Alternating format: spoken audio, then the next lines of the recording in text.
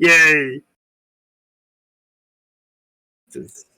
But they can't. There we go. There I am. Okay, they can good. probably hear you. Can you guys hear us?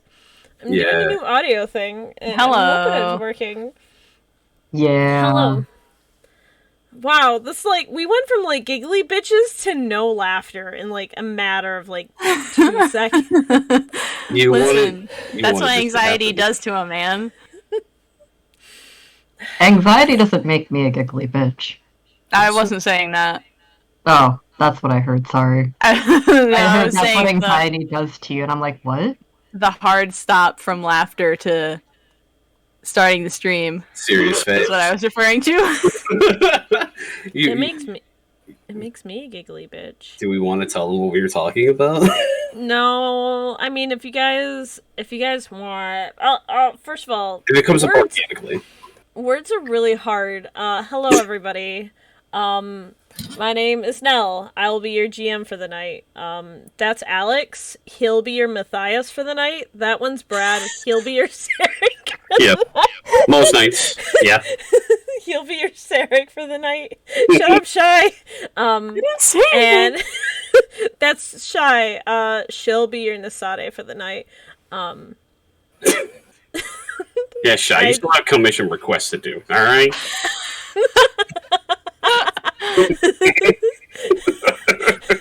The life of an artist. Jesus. I was talking about one in particular we just asked for, but anyway, that's fine. No, we don't actually need that though. There's a long list of them though. I do.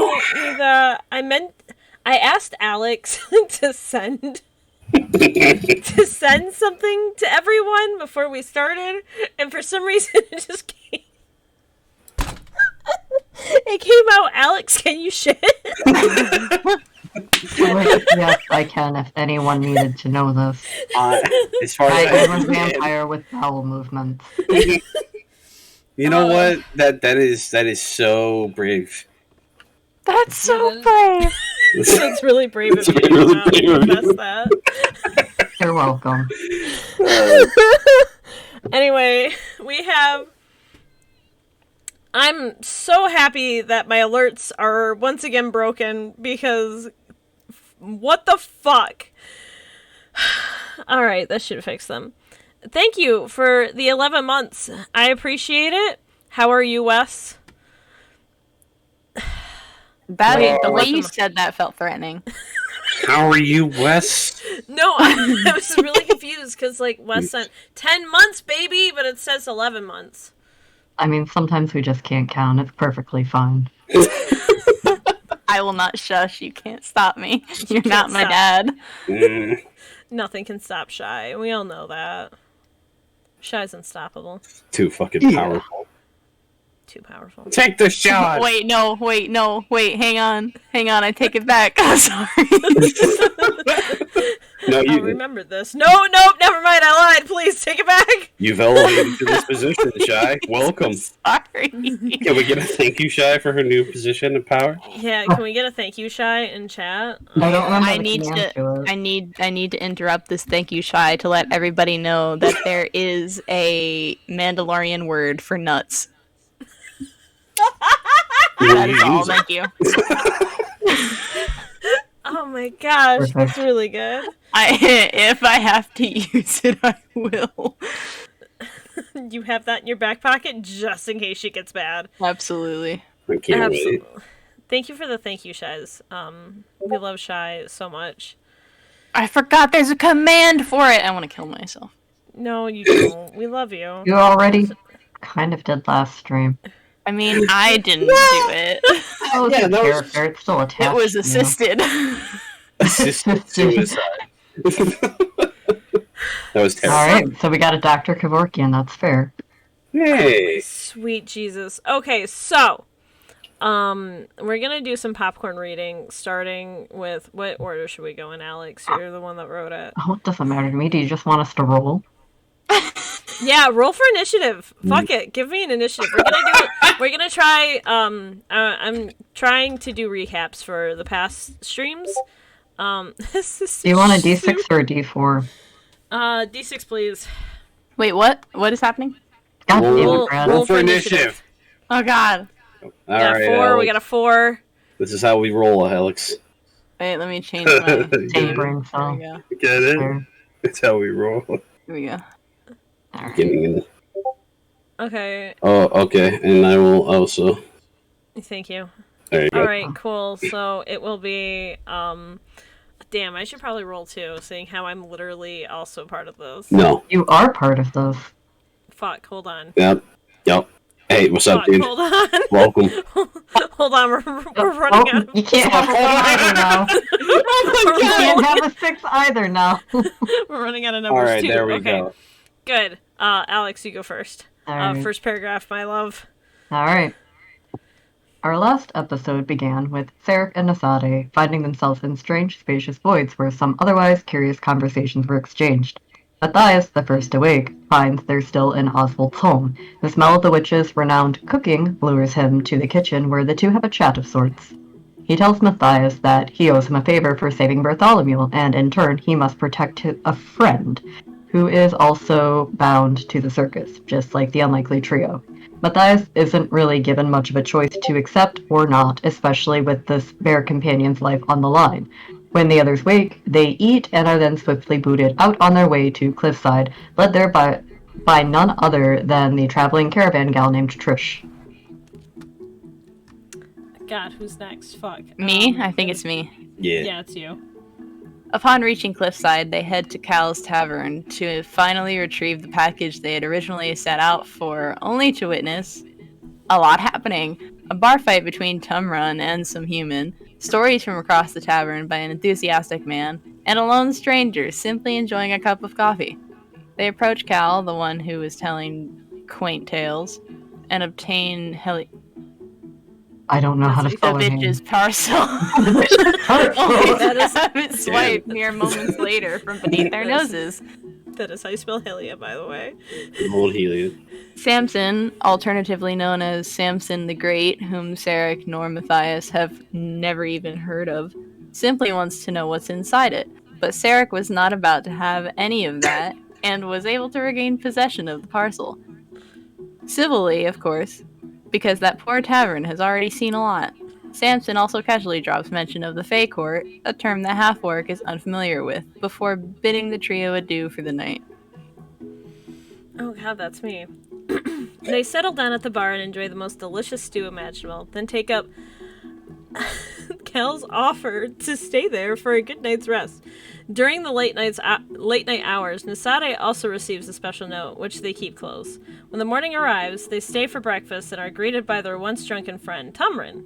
Speaking with him, they learn that he's heading to a seaport town called the Puka Village, and asks if they need a lift there.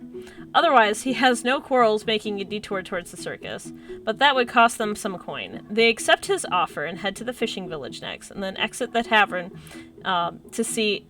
Wait, what? Then exit the tavern to see there's a large crowd gather around Samson, who has a hat before him taking coin. Because of course he would.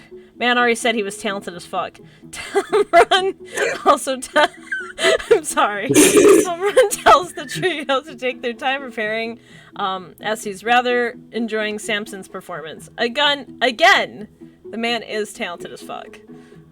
Nasade pulls Sarek and Matthias aside and relays some information to them. There's a problem with the request from their boss. The parcel apparently contains a book of all knowledge, and as per Nasade's allure, the bitch can't be having that. It could lead to be very bad things should she get her hands on it. Sarek, who is obviously conflicted, asks how will she know that they didn't just swap the contents. Nasade replies that they don't know if she will notice or not, but that they will take the full blame for it should it come down to that. Sarek pockets the book that Nasade wants to swap the book of all knowledge with, and tells them that while he trusts them, he also needs them to understand how tough a decision this really is to him. Then he leaves. Returning to where the show once was, Nasade notices the crowd is gone, and so too is Samson, and Sarek is standing over something. That something of which was a hat that the talented individual was using as a holder for gold coins. However, he noticed that no one was taking things from it.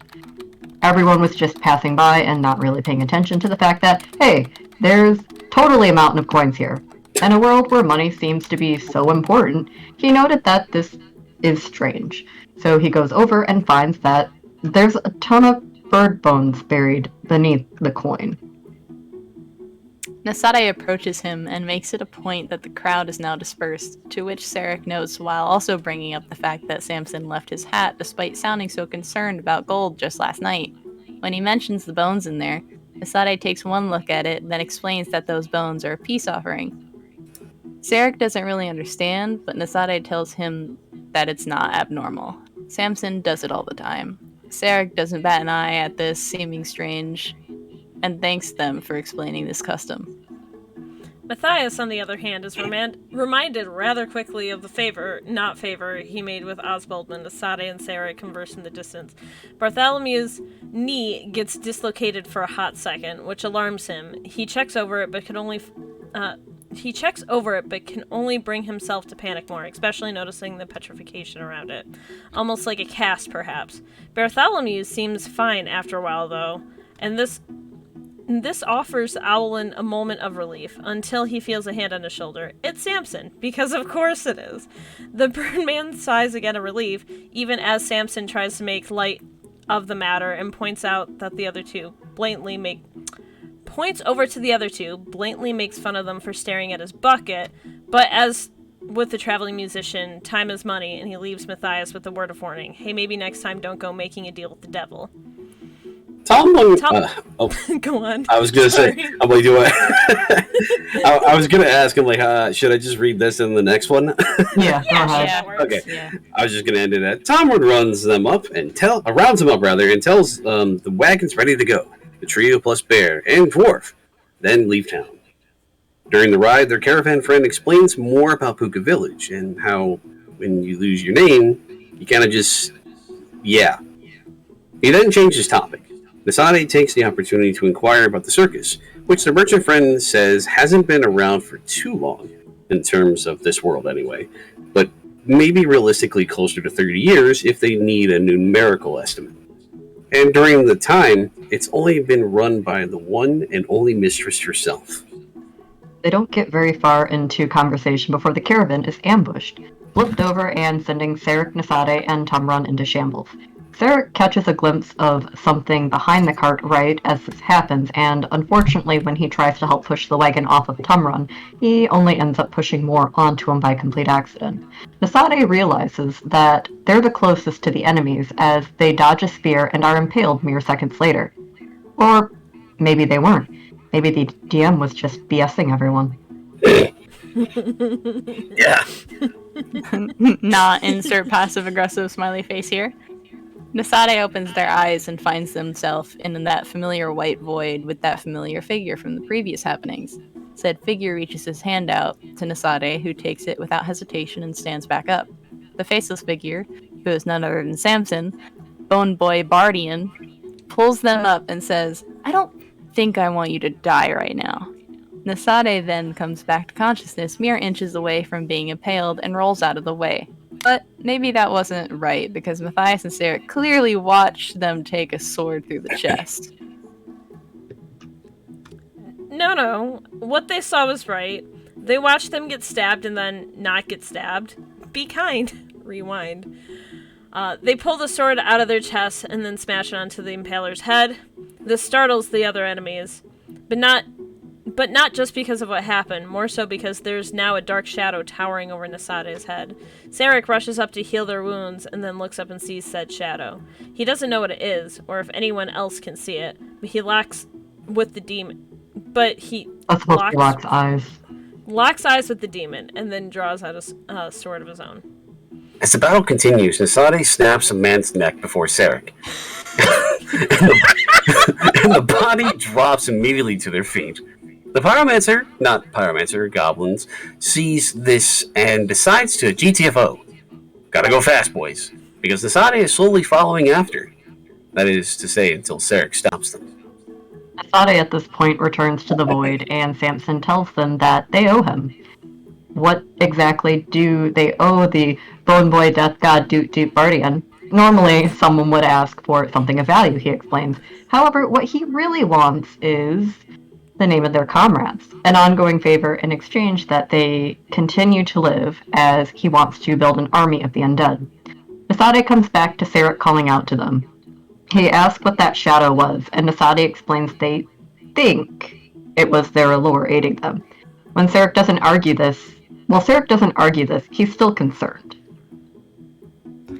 With the battle over, the wagonless trio decide that now would probably be as good a time as any to set up camp. Sarek, of course, tending to Tumrun. Nasade, however, takes this opportunity to learn some things, dragging one of the bodies away from everyone. With a special power, they ask 3 things of the deceased with the help of their allure. And I'll just read these ones. What was the purpose of the attack?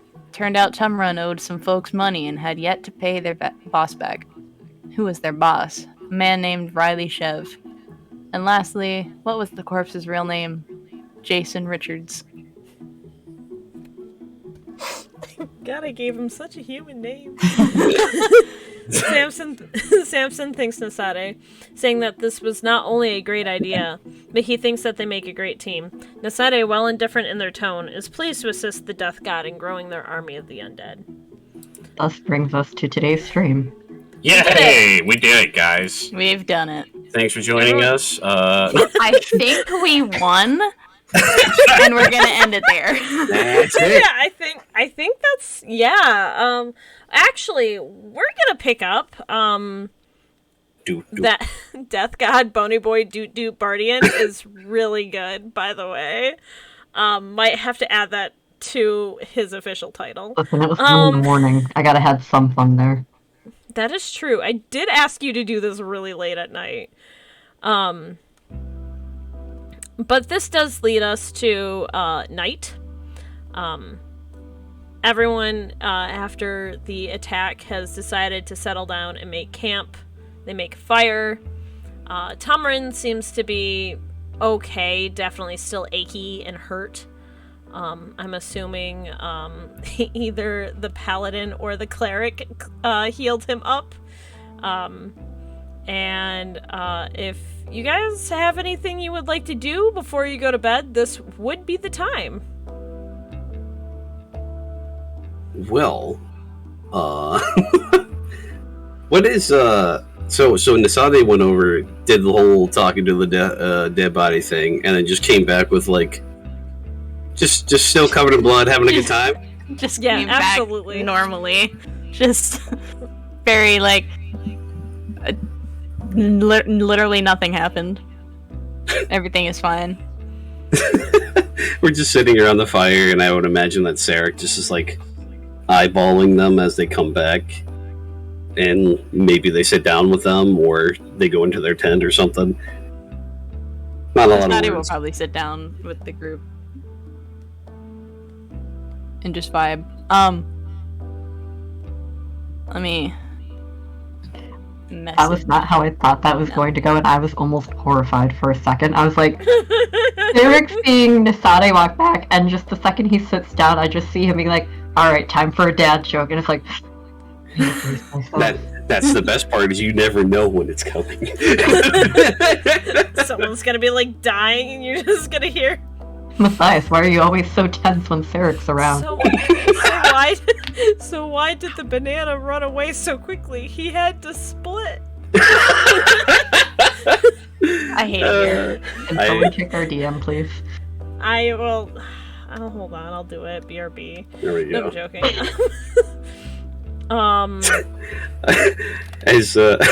As they're sitting there, like I picture like Sarek is just kind of like has a stick in the fire, and he's just moving like a little bit of like the logs, and it's just quiet. And I think at this point, Tamarin would probably sit up a little bit and just... I really appreciate you guys. God, I don't remember the voice I gave him. I thought it was Southern. Did I make him Southern? I don't know, but I think at some point you asked why he had a Southern accent. honestly, Anyway. a lot of the voices you have tend to just go right into being Southern. I can't help myself. Like last can't stream in stop particular. It's because I'm from Michigan. It's just in my bones to immediately want to go south for the winter. It's okay. It's okay. I did the same thing. It's okay. So, no, I really appreciate you guys. I didn't want to drag any of you into that. Don't exactly have great relationships with a lot of these business folk around here, so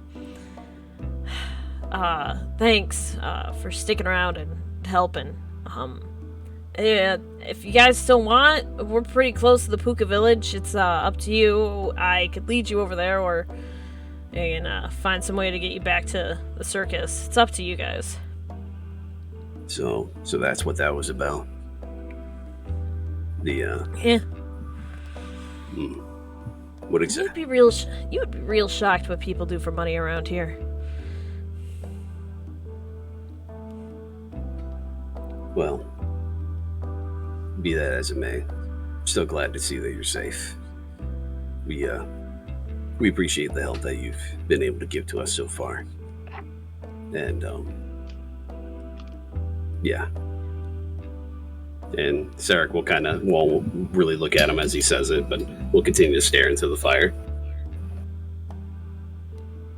He pats her back, much like a father would to their son. Sarek allows it.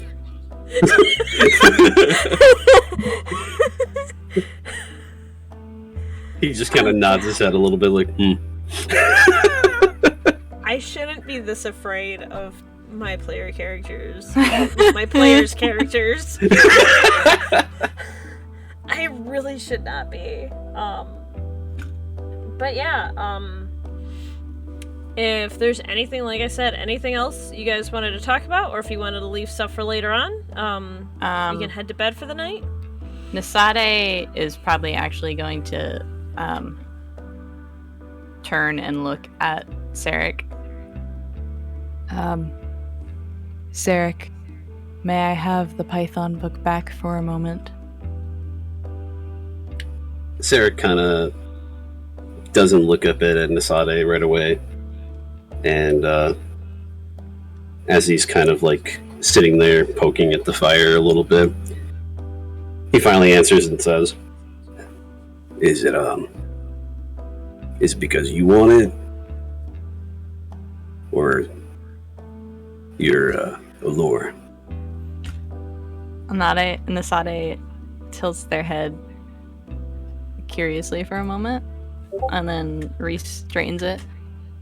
It's for me to look at. I want to give it one more look over before you potentially use it. Sarah kind of nods, and he goes and he reaches into his bag, and he pulls it out, and all the while he's not really looking at Nasade, but then he goes and he finally, like, I would say locks eyes, but that's kind of tough. But but as he goes and holds out the book, he says to them, I just wanted to make sure that it was you. It's you that I trust.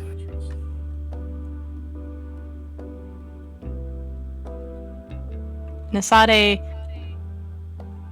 seems like they shift awkwardly on their feet, unsure how to take that information, specifically about being trusted, but just kind of nods their head in an awkward fashion. Takes the book. It's fair. I don't know what trust is. Why are you doing this? And all the while, like, when Sarek is looking at Nasade, you don't see a smile, you don't see anything, and his eyes are just staring back at you. This is very, like, serious for him. and then he, as, like, they grab the book, he holds on to it for a second while looking at them, and then lets go. Nasade will linger there for a moment and was going to go into a tent, but decides maybe it's better to just look at it out here where Sarah can see them. So Nasade will just sit back down with the book.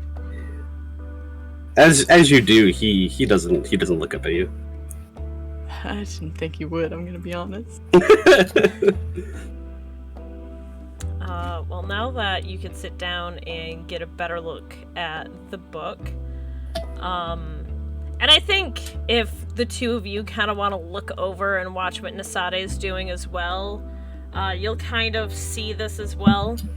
But the book looks worn, like really well worn and read over, as if someone's read it over and over again. But it's a textbook, and I think all three of you know that textbooks generally aren't well loved. From the looks of it, it does look like it is meant for children. All of the printed text amongst all of the pages looks almost smudged from the amount of times it's been touched. You get the sense that it's not read academically. It's read as if it was a well-loved childhood fairy tale book. And there's a note on the front cover, which I will message over to you, Shy, and I will let you choose if you want to read it out loud. Cool.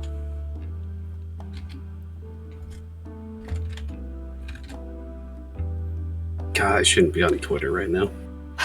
I'm on Twitter. I'm still making a tweet.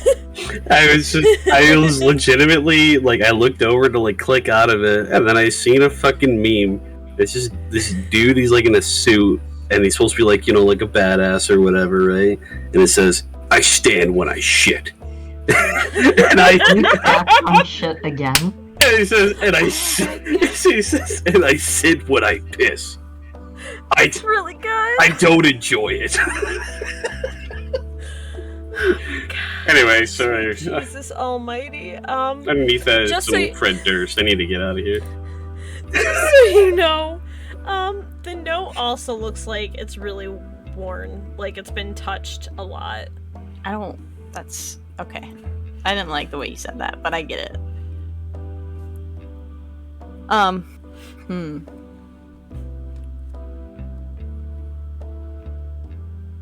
Is that the only note in the front?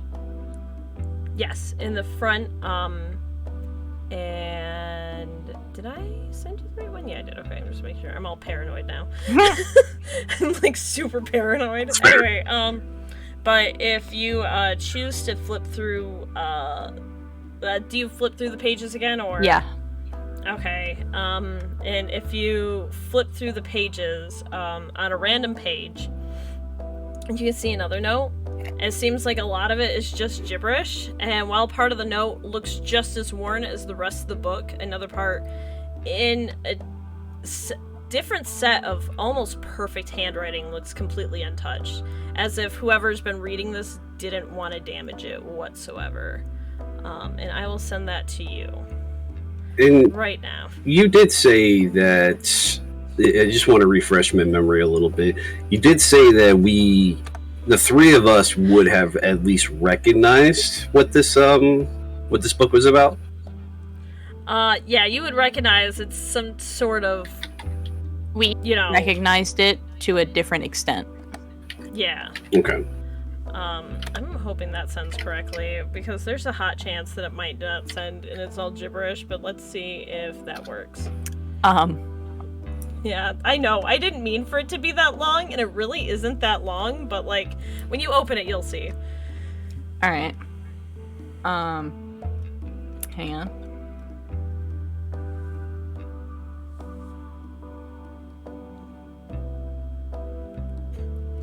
Okay, that's interesting. Let me... But if you guys look over the shoulder, you'd be able to see it as well. I can post it in chat. But I can also read it. I think I'll do both, unless you guys don't look at it.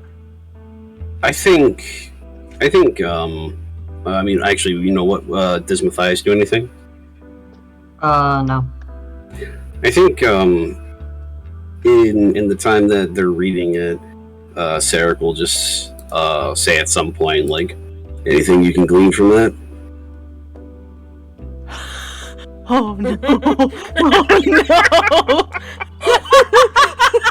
There it is! We did it! I wrote shy. Yep, there it is. There it is. That's interesting. Uh-oh. Alright, let me just I'm just kidding. fix my notes.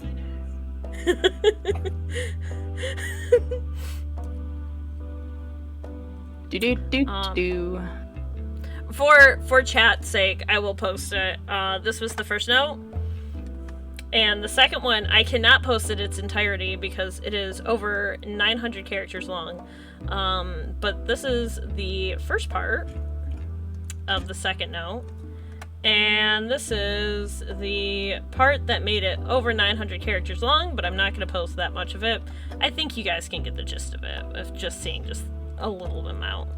I just really like sending, like, walls of text to Shy. It's like, it's a hobby of mine. Oh. Yeah. Well, that's concerning. That's too many numbers. Hey, Shy, Nasade probably can recognize what it's supposed to be. Uh-huh. But obviously can't read it. Yeah. They can't. You can? I can. What? I can read it. Physically My Shy? brain is big. Big brain Shy. My brain's too gay. I have no Too reason. much. I literally just don't know. I saw too many numbers. I was like, nope, we're disconnecting. That's a lot of numbers. Shutting down. Yep. Shutting down. Alright. So, Nasade can't read it. But they know what it is, technically? Yes, you can explain it in character if you would like. Okay. Are the two over their shoulders reading the book as well? Sarek asked if there's anything that Nasada can glean from it. Okay. There was a note on the front cover. It's kind of smudged, but I could make out it has nothing to reminds him programming. It's tied to her. She'll just bend until breaks, can predict, doesn't understand the extent. This book brings me comfort. I don't know if this is about her or that damned god anymore. And I went through the papers a little more, and I found another note. Woke up, wrote something down. I do not understand. Kept panicking. How do I help? And then there's a numeric code beneath, but I can't make it out.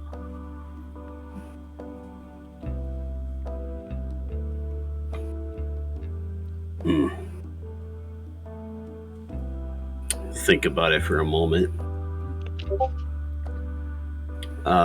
He'll then get up to go and look at the book, and he'll look at the numeric code if he can. And does he have any idea?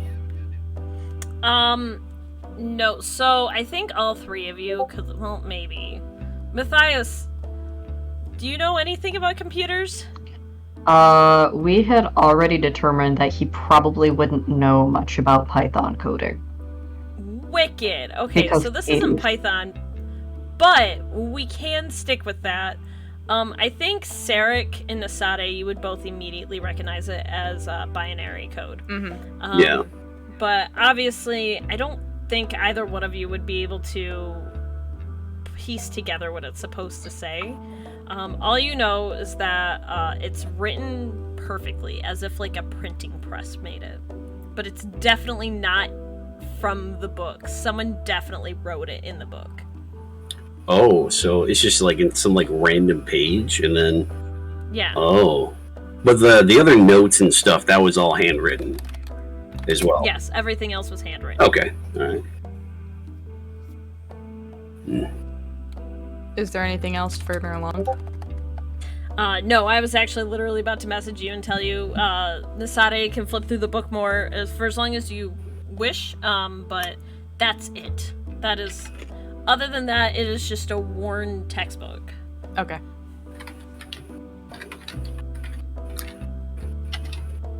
One second here. Okay. Looks to be binary. Mm-hmm. I can't tell what it says, but it seems like a lot of what is written there is repeating, if I remember correctly, how it works. Unfortunately, I only know of it. I wasn't too good at math. I don't think it's math, but I understand what you mean. Thank you. Nasade will close the book and hold it back to Sarek. He'll look at them and he'll grab the book and he'll put it away in his bag. And he'll go and sit down and kind of be quiet for a moment.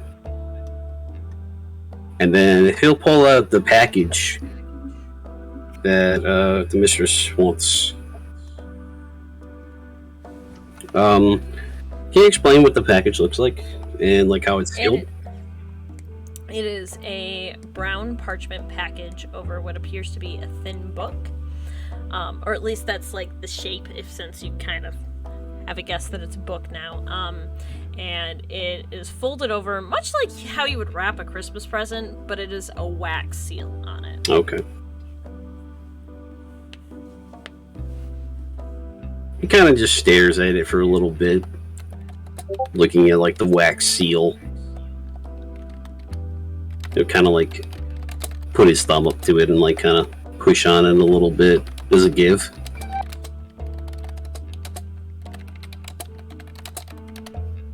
I'm sorry, one more time? He kind of like puts his thumb onto like the wax seal, like towards like the bottom of it, and tries to like kind of nudge on it a little bit. Does the seal give at all? Oh, absolutely. All right. After doing so, he's just sitting there in front of everybody. He just reaches in and pulls the book out. Yeah, you pull it out, and and it looks like it is a just an old leather-bound journal. Okay. No, nothing on the outside, nothing like, no name, no nothing. Nope, just a dark brown leather journal. The edges of the page do look like they're like handmade pages, though. Very homemade. Sarah's gonna look up at everybody for a moment. If they're looking at him, he's just gonna say, "Well, if I'm gonna be making a decision, I'm at least going to see what we have here." Nasade will nod. And with that, he'll open up the book, take a look at it, the little journal. How do you open it? Is there a clasp on it, or is it just like... No, like, do you just flip to a random page, or do you open it from the very beginning? Probably the beginning. Awesome. You find that note in this journal. Okay.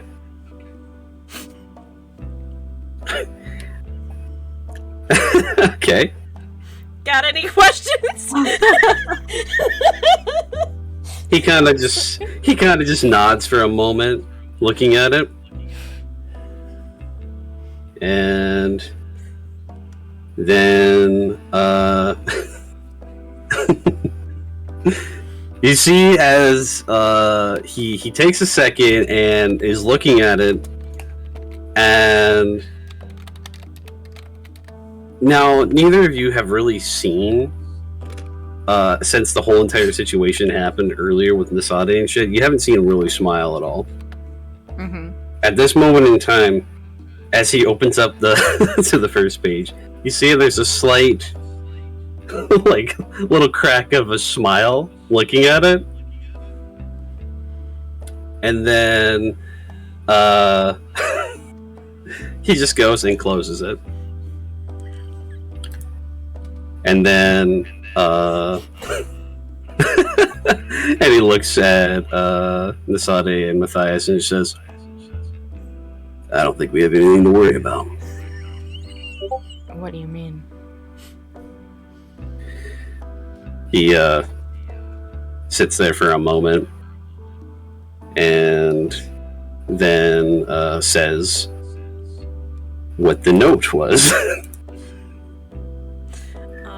I'm gonna put it in chat really quickly. Yep. And then I will put it in Discord. Yeah. I can say it out loud here if you like. Yeah, you can read it if you want.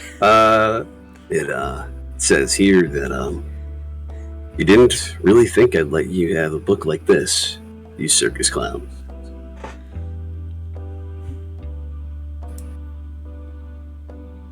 Nasade seems deadly still, but you see their shoulders start to shake.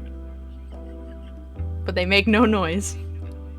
Matthias, his feathers kind of perk up at this, and he brings up a hand to kind of cover a snicker.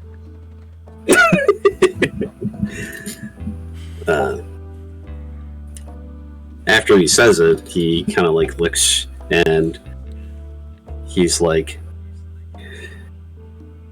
I feel like if we return this, well, I'm not sure if it's going to be necessarily our fault. But with just that, I'm not sure if this is something we have to really worry about. Perhaps. I will think on this. Wait, never mind. Hang on. I gotta take that back. That's not what I needed. You know what? It's totally fine because all I heard was you like going robotic for a second. Oh, So okay. I don't know if you guys had that, but I didn't hear. A little bit, but it was pretty good. It was a pretty good censor. Yeah. All right, no, that's fine.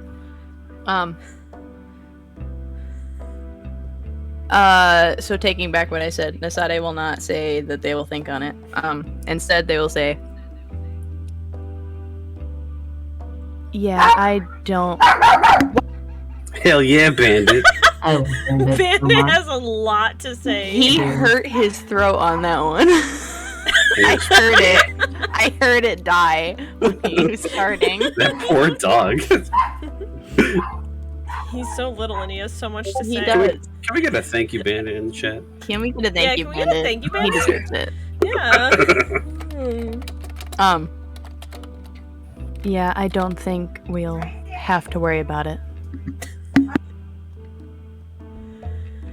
Well, in the meantime, I could thumb through a little bit more, but I feel like that's just answer enough.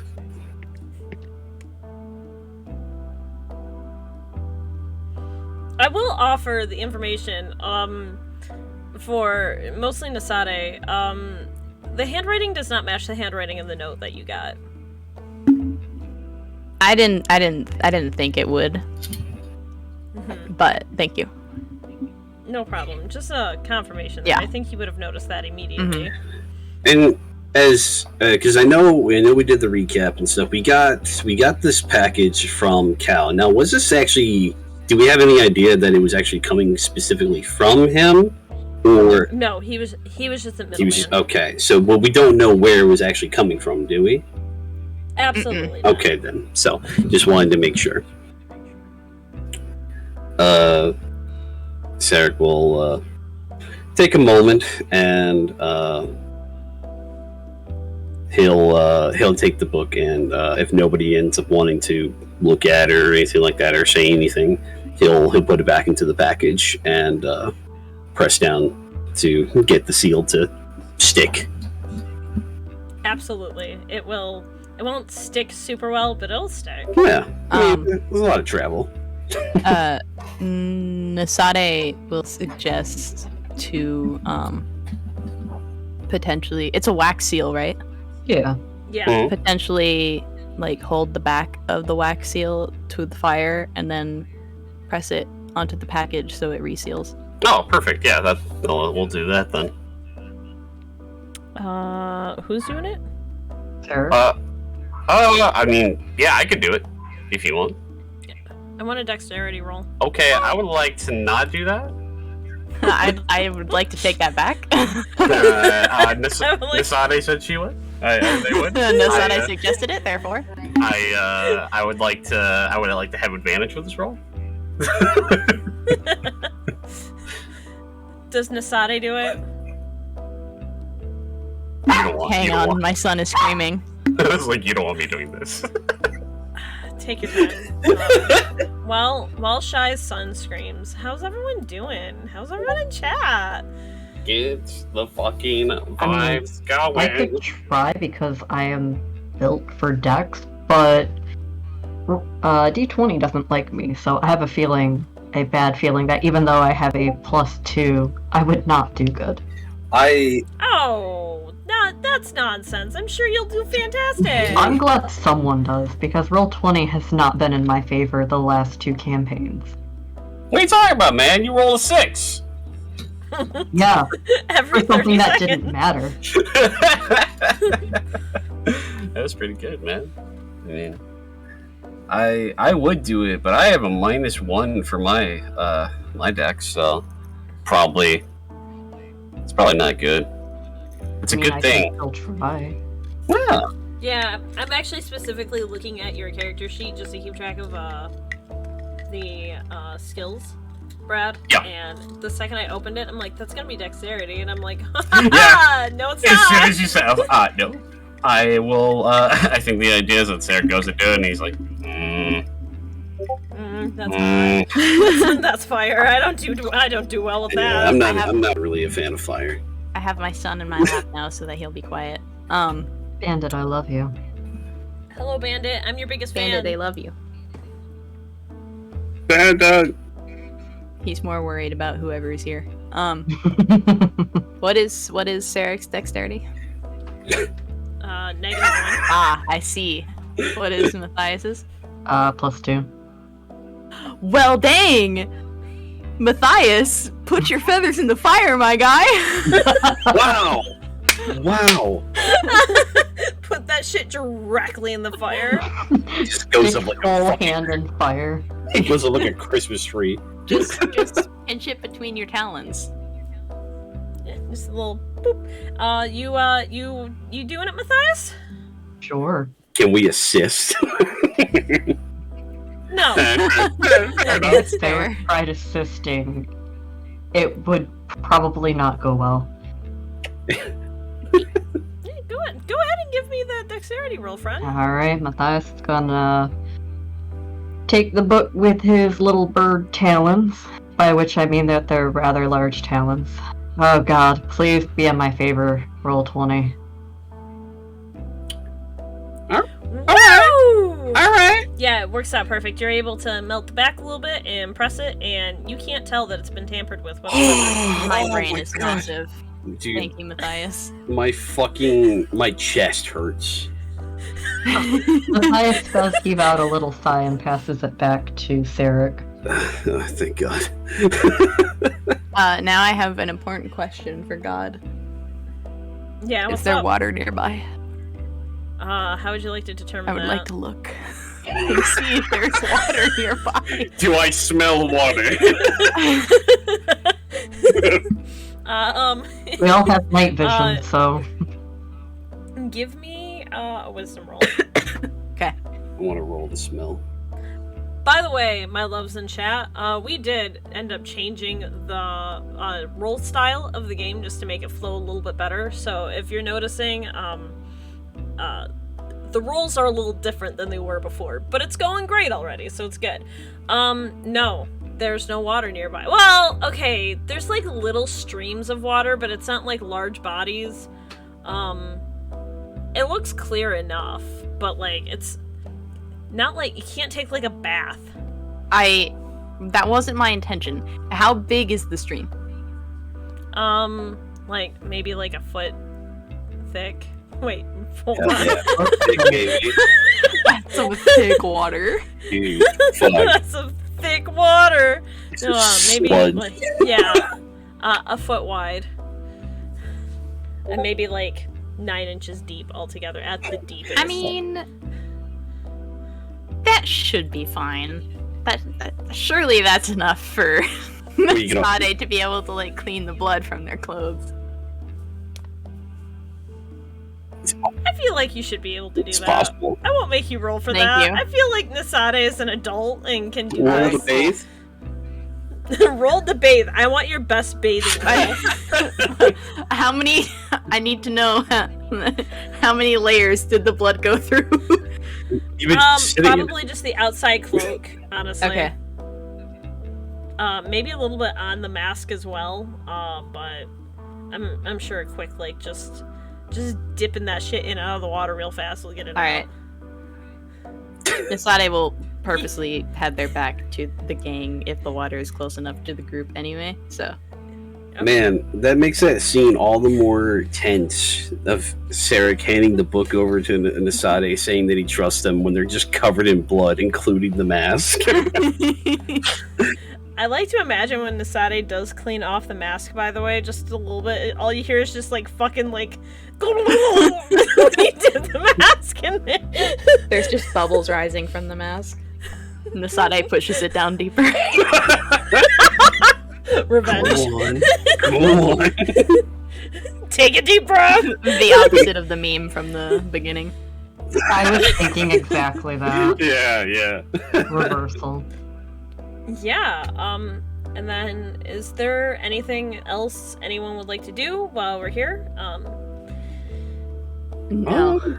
Yeah, I mean, it seems like Tomren's good, right? He's having a good time. Yeah, Tomren's doing He's great. vibing. Tomren, Yeah, he's vibing. I think he's made, like, very light conversation specifically with you, Sarek, and he keeps trying to make conversation with Nasade, then gets a little worried, and then gets really, like, weirded out that he's gonna, like, put pressure on Matthias to be more talkative, so he's just, like, you can kind of tell he wants to talk to all three of you, but he's like, oh no, they're antisocial!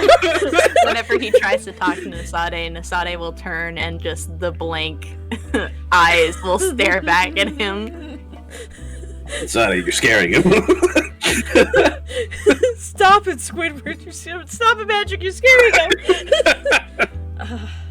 But if everyone is good, I'm assuming it's getting kind of late. Tumrin has probably scrounged up some food from the wreckage of the cart, and has made some good food for you guys. Do we have any bread still? Who never ate their bread? I don't think any of you. Nope, I didn't eat my bread. I've got it. No, I think you did though. I didn't. Yeah, you did. When did I eat Instead of the stew. You did eat stew. Wait, And I thought didn't we have... When did we have stew? When we when were we were at the tavern. At the tavern. Yeah, And- we had Cal's famous Yeah, but stew. then we went to the... Was that before or after we went to the witch's hut? Oh, that was That after. was after. That was when we got to Cliffside, We started where we met at, Samson. We yeah, had, we- Oh, yeah. we had cow stew, and Sarek used his bread with the stew and had like a fucking orgasm. Oh, yeah, that's right. And then Nasade munched on bread. Sarek thinks fondly of the bread stew combo. I didn't... Thank you, Roll20. That's... I rolled for bread. Yum, yum, good bread. I was trying to They get have bread, you know. I They want have bread. more. I want that clipped and put on TikTok. I rolled for bread. Yum yum, good There Do we I bread. get go. bread or do I get bread? Fine, I will say that you all have a little bit of bread left. How about that? Alright, I'll, thank you, God. Thank you for this crumb. Sarek will noticeably cry as soon as he finds some. I love how the tone goes to, like, we don't trust Oswald, to immediately, like, but damn, he can cook! I mean, I never said I didn't trust him. I just, you know, he's just a good cook. All right, that's really it. Matthias and Sarek be like, well, he did give us food. Nasade in the back, he threatened to kill us. But he also gave us food, so he's good in my book. But yeah, you all have bread. You're able to eat and be merry with Tumrin, and I'm assuming you're all gonna go sleep afterwards. Yeah. Yeah, that's probably a good idea. Cool. All right. Everyone. Tumrin also has a tent, so shouldn't be an issue with everyone getting comfortable and going to bed. Yay! Okay, just making sure. I didn't want to cut anyone off if anyone wanted to do anything else. So I draw my sword. It's time, Someone's Nasai. Bring out that shadow. I said I trusted you before. I lied. I was lying. But serious, you're Yeah. on thin ice, pal. I'm kidding. So everyone goes to bed. Mm. You all have some interesting experiences sleeping. Well, what else is Let me fucking pull up good? my notes. Alright. All right. You know how it be. Mm-hmm. Who wants to go first? I want to go first. Oh, willing Okay. target. Okay. It's too much. You're in that white space again. And you see a figure playing what appears to be a tiny child's toy piano. Hi. He's not playing any song in particular. He's just delightfully tapping on the keys. He doesn't even look at you, and he says, "You're such a good follower. Boring, yeah, but good. A little too violent for me. But your temper's a lot like Helia's." He invites you to sit down next to him by patting the ground. Please don't. You can feel your mask smiling for him. Please don't compare me to the witch. Nasade will come over and sit down. Yeah, no, that is a bit of an insult, isn't it? Mm-hmm. Well, I think what you need is some good, calming music. And he starts playing just a simple little melody. Can you give me a wisdom roll really quickly? Yeah. That's not roll 20. Wisdom. That's... Roll 20? There we go. Okay. There we go. Okay, alright. There we go. Alright. I mean, both of them were succeeding. Oh, so did it's it? good. Oh, Yeah. Why did it? Okay, whatever. It's broken on my end too. I want to apologize for Roll20's awful behavior right now. Anyway, you do recognize the song. It does appear to be "The Chain" by Fleetwood Mac. I'm sorry, fucking what? That's fucking sick. Oh yeah, I forgot. They didn't know. Samson has been telling Nasade for the last 3 months that his favorite band is Fleetwood Mac. No, he hasn't. Yeah. Shut the fuck up. That's I awesome. forgot. I don't think I ever said that out loud. No, he's been saying it. Well, you did, but you didn't have him say it out loud. Oh, okay. I didn't remember that. Fuck. I didn't include that in the note recap. Yeah, no, that is his favorite band. That son of a bitch. You should just take a moment, let the music calm you. It's the source of life, you know. That's why we all sing in celebration and in mourning. And he reaches over and grabs the mask off of your face and puts it on his faceless face.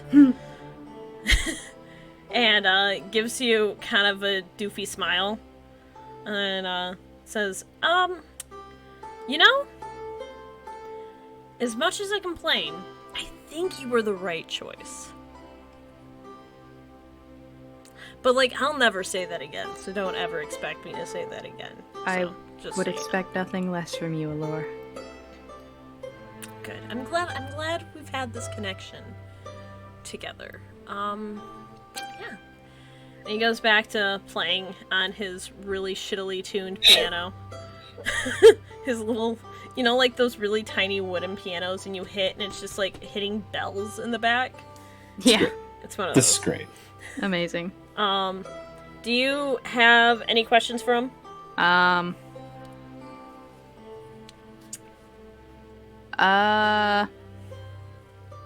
did you know the book she was supposed to be receiving was supposed to be a book of all knowledge? Oh, that's what the spirits were saying, and everything. So, long story short, the book came from a very, very, very powerful wizard who just does not like being bothered. And last I heard, it was being sold off, and that, shockingly, she's buying a book from Cal. So I just assumed it got, kind of swept over to her somehow. He hits the piano a few times with a bunch of wrong notes and goes back to playing normally.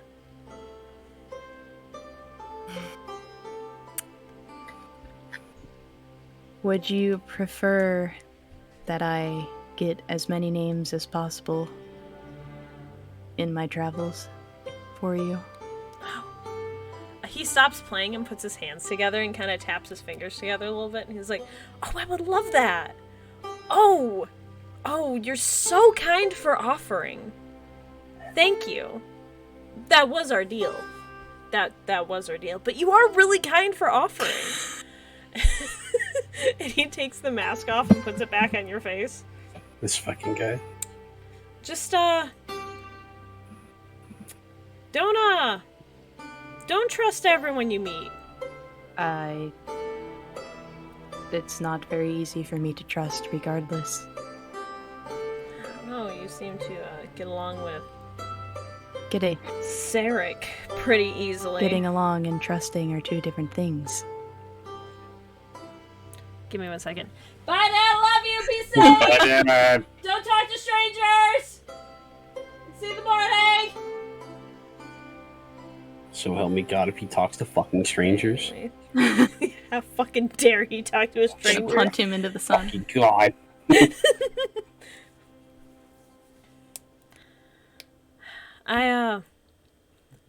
Listen, I don't want to get sappy or anything, but I'm starting to like you.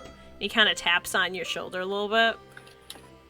So, I'd be kind of pissed off if something bad happened. Probably pissed off at you mostly, but I don't know. You seem like you wouldn't make super stupid decisions, maybe boring decisions. I think boring equals smart, usually. Nasade shakes their head. As you're shaking your head, the white space starts breaking up, and you feel yourself waking up a little bit. And he pats your back, probably a little too hard. He says, "Go get him, Tiger!" And you wake up. When he said, "Go get him, Tiger," Nasade started to grumble, and that grumble carries on to as they wake up. Yes, son of a stupid son of a bitch. This fucking guy. Anyway, who wants to go next? Don't all speak at once. I just enjoyed hearing whoever it was biting into something. Or like That was me picking up my Pop-Tarts. Oh, is that what it was? Yeah. It was just as quiet and then you just hear that. Shit, I guess I'll Do you want some Pop-Tart ASMR? please. Crunch, crunch. Oh, fuck! That's too much. You ruined it. Any takers? Yeah, I'll do it. Okay, that's fine. Damn, I was about to volunteer Matthias. Matthias, you're up. No, okay, Sarek. Yeah.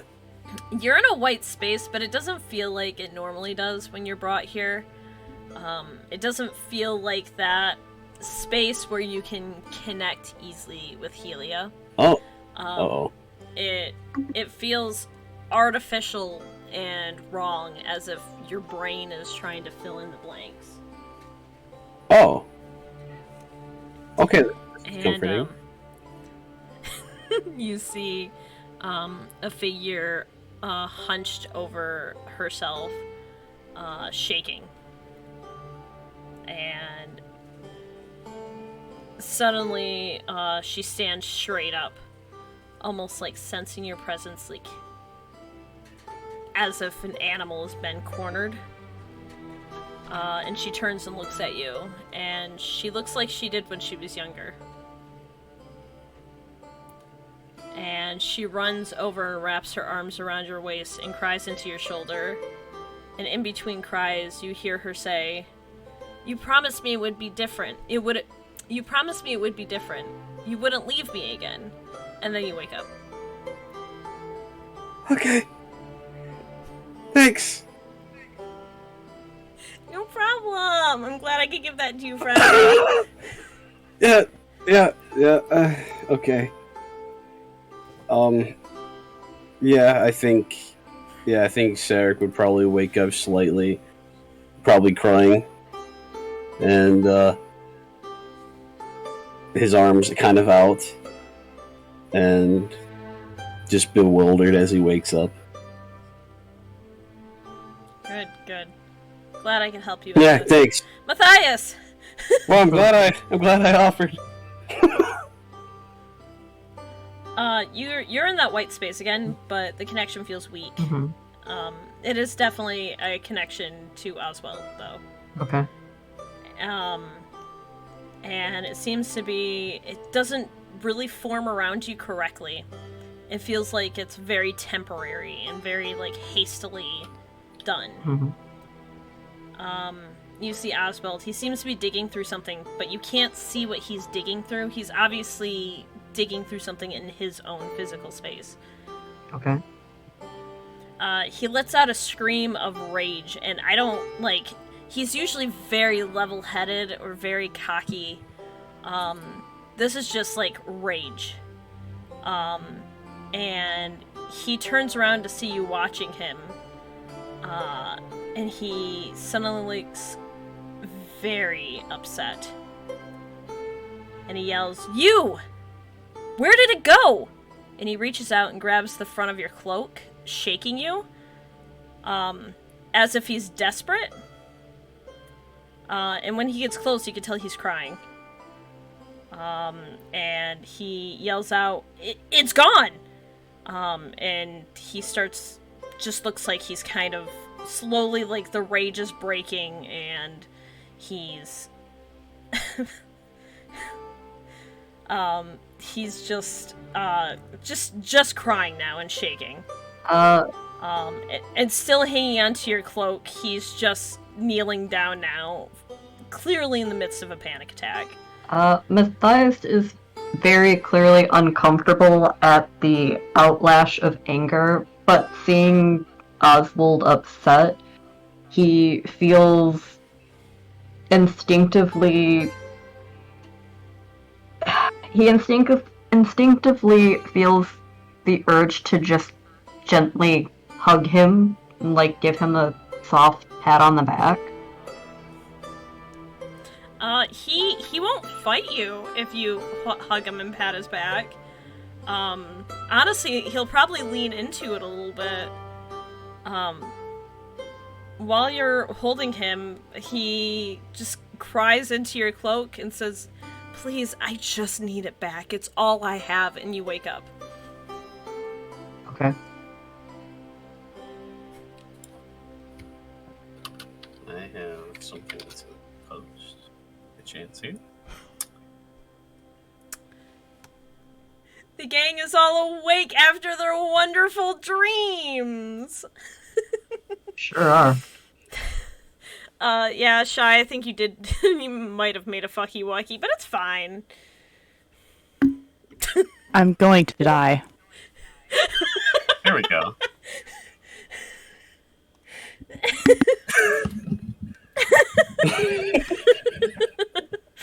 No, that's fair. I'm not okay. Imagine seeing your gods and getting trauma from it. Couldn't be me. I just get bullied.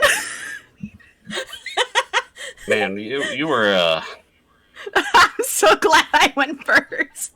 you're batting hard right now, dude. Like, I'm not gonna lie, the order was gonna be Sarek, Matthias, and then Nasade, just to build up the stress, but I'm like, fuck it! Lull them into a false sense of security. Nasade will probably be the first to come out of their tent, I assume? Yeah, I imagine Nasade probably woke up first. Alright. Nasade wakes up and is putting on their cloak as they get out of the tent and start breaking it down. Do they have separate tents, or...? Yeah, Okay. I think you guys have separate tents. I think that's what we established. While you're breaking down your tent, you see Tumrin also breaking down his tent, and he looks over at you kind of worried, but he does still give you a really happy wave. Good morning. Good morning to you too! I didn't think you liked me enough to say anything like that. I'm honored! Oh, I just didn't have anything to contribute to conversation last night. Oh, you don't gotta contribute anything to conversation. You just say what's on your mind. You know? He just starts going back to his tent, quietly breaking it. I'm glad you Not could breaking just eye contact. you could just feel Nasade's just staring in silence. Nasade will also go back to breaking down the tent. And that would be Sarek, you waking up next. Yeah, I think he'll do that, but then he'll probably hang out in his tent just slightly longer, kind of, Okay. Absorbing, enjoying that nice dream. Yeah, that was a really good dream, wasn't it? Yeah, and he'll finally get his shit together, figuratively and literally. He'll go and put his armor on and get heading out and starting to breaking down the tent too. He'll When you get out of the tent, Tumrin is happily waving at you, but he will not look at Nasade. Sarek will wave back at him, and how is it outside actually this morning? It's a warm morning. It feels pretty good out. How early is it? Nah. I imagine the sun has already risen, but it definitely is still like early morning, just maybe an hour after sunrise. Oh, okay. Sarek will kind of nod and wave at Tom and just say, "Good morning." Good morning, Sarek. It's a beautiful day.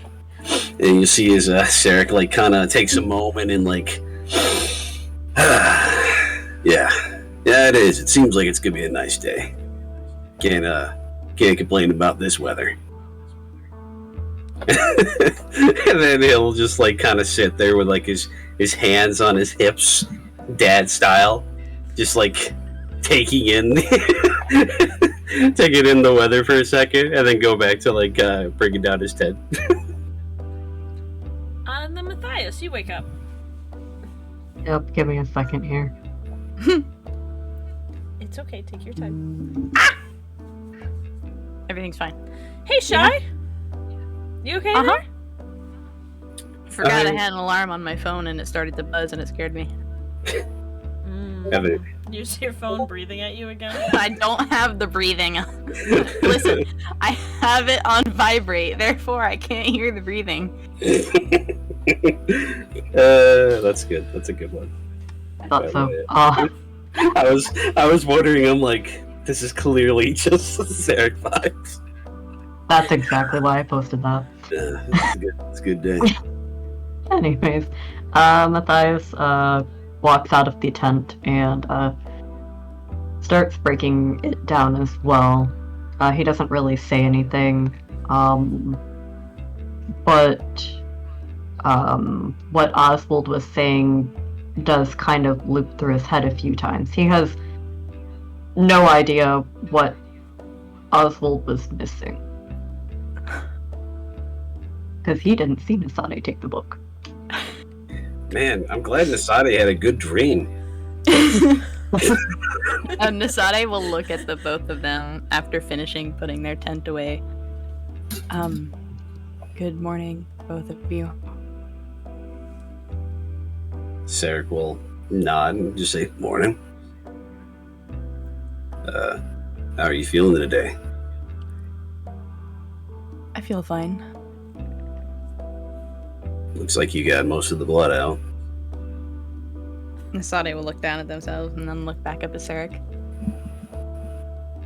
And nods. Good. We're about to go into a village, so it's probably for the best.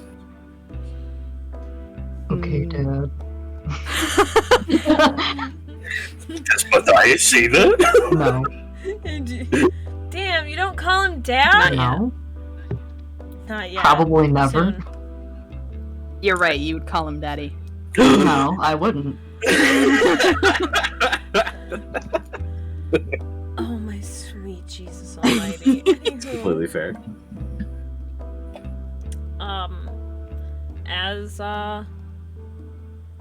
everyone gets all cleaned up, and you see Tumrin step on where the fire was originally and kind of make sure it's all put out. And he looks at the three of you and says, only we can prevent force.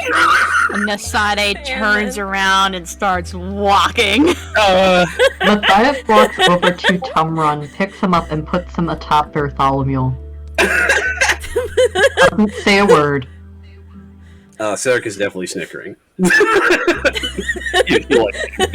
wonder, did those ads exist in the 80s?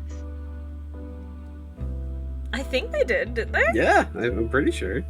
Doesn't matter, they exist in this world. Yes. They did. Oh, man.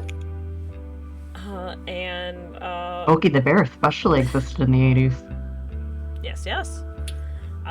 Tumrin will actually pat the side of Bartholomew and be like, haha, good idea for the joke. Anyway, the Puka village is, and he points and he's like, it's that direction. Just keep following the tree line. By the way, the trees, every once in a while, do shuffle. Oh. Nasade is very specifically not going to look at any of the trees as they walk. Sarek will definitely wave at the trees. One of them might wave back. Yeah, I think one of them waves back. Just a little bit. Just a little, like, leaf wave that you're like, is that a wave or is that the wind? But, like, you feel it in your heart. I can't wait for Nasade to get pelted in the back of the head by an acorn. Thump. Yeah, and you all start walking. It's not that far of a travel. Honestly, if you guys hadn't gotten attacked, you probably would have made it there the night before very easily. Okay. And as all of you walk up, it becomes apparent that this place is both very important and falling apart. Sure. Old buildings falling apart, held up by new additions and brickwork.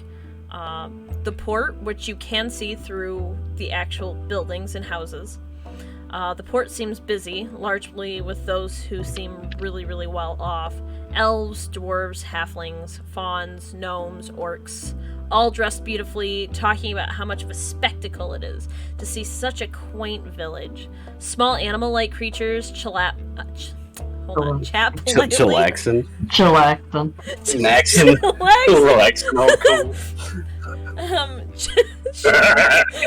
Chat politely with the folk coming off of the ferries.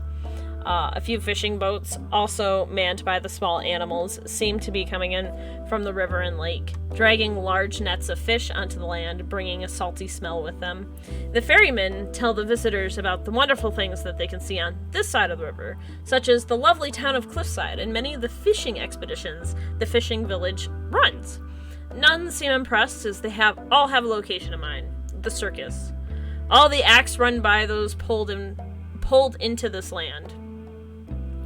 They chat about how They chat about how only the strangers that come into this land could put on such a captivating show. None of them seem to pay much attention to you as they walk past. A few busy animal creatures shout at them to avoid the nearby forest. A small hyena creature waves through the crowd carrying a basket of pressed forget-me-nots, happily asking if anyone would like to buy one. A nearby double stand advertises potions and a blacksmith. In the mess of shops, a building made up of what looked to be 4 old buildings advertises a tavern. It looks fairly empty. Next door to it, though, is a small shack that isn't labeled with anything, but it seems very busy. And while all of you are taking in this sight, a small, maybe 2-foot tall, rust-colored fox wanders up to the group, waving happily at Tumrin, and jumps up and down when Tumrin sees him and slides off the bear. And he shakes his paws a little bit. He's like, Tumrin, oh my gosh, it's been so long, dear friend! And Tumrin's like, yes, Danny, how are you today? And he goes over and gives a little pat to the fox. Danny? And Tumrin, yeah. And he points Danny at the group and says, "This is my dear friend Danny. He actually sells me all of the fish that I deliver around." And the little fox wiggles his nose. And at all of you, it seems like... How do I put it? He wiggles his nose at you, and then he kind of pauses and looks at all of you, and he's like, "Oh, well, they don't know our traditions then." He's like, "Well, yeah, I've never been to the fishing village before." "Really? You've never been to the fishing village before?" And he very specifically sees Matthias and says, "You made more animal friends! Oh my gosh, it's so nice to meet you!" Matthias awkwardly bows his head and extends out a hand towards the fox fellow. The fox grabs your hand with both of his little paws and shakes it enthusiastically. Adorable. And he turns and looks at all of you and says, "Well, welcome to the Puka Village. It's very, very nice to be here. Well, for you to be here. Well, I'm not... Most people don't come here willingly. We're usually kind of like just a stop or like passing through. But it doesn't matter. It doesn't matter. It doesn't matter. What can I help you all with?" And Tamarin kneels down next to him. Not too far, though. It's not that much taller than him. And he says, "Well, dear friend, I was here to pick up your recent catch and bring it over to Cliffside, but I was attacked." And the small fox puts his paws up to his face, and he looks like, "Oh no!" And yeah, like, "But it is okay, because our friends here saved me." He's like, "Well, I'm happy you have friends that can help protect you. Tamarin gets in a lot of trouble, you know. He's a troublemaker. Last I heard, he got his butt kicked at a tavern." He's like, "I did not, I won!" Yeah, it was kind of close. Tamarin looks at you with a look of betrayal. I'm just saying.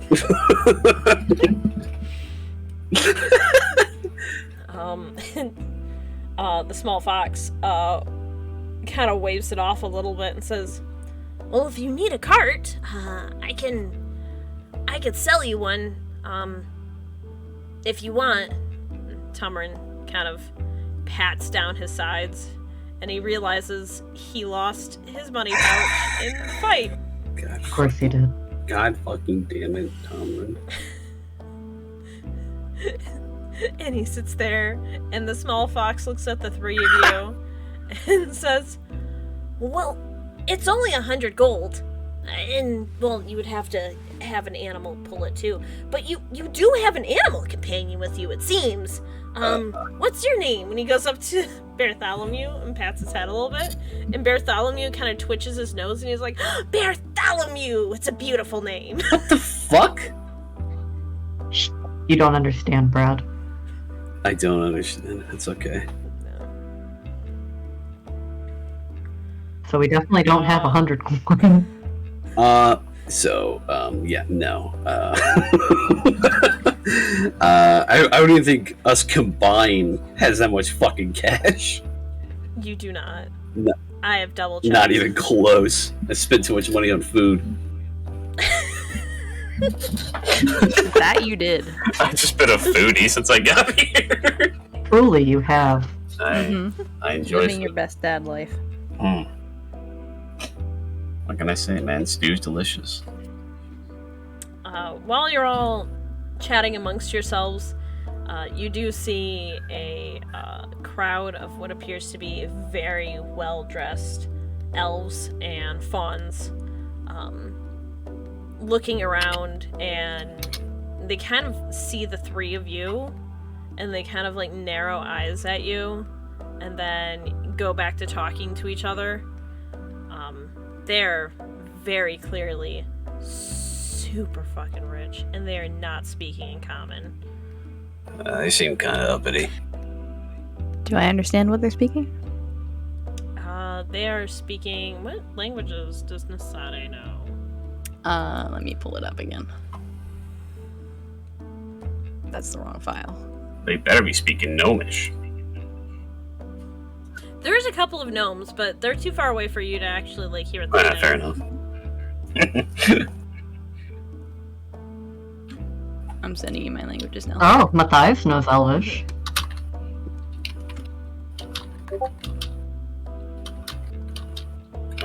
Actually, this makes it significantly easier then, because 2 of the 3 of you know it. It is Elvish. And Sarek, you have no idea what they're saying at all. Nasade and Matthias, they're insulting everything about this village.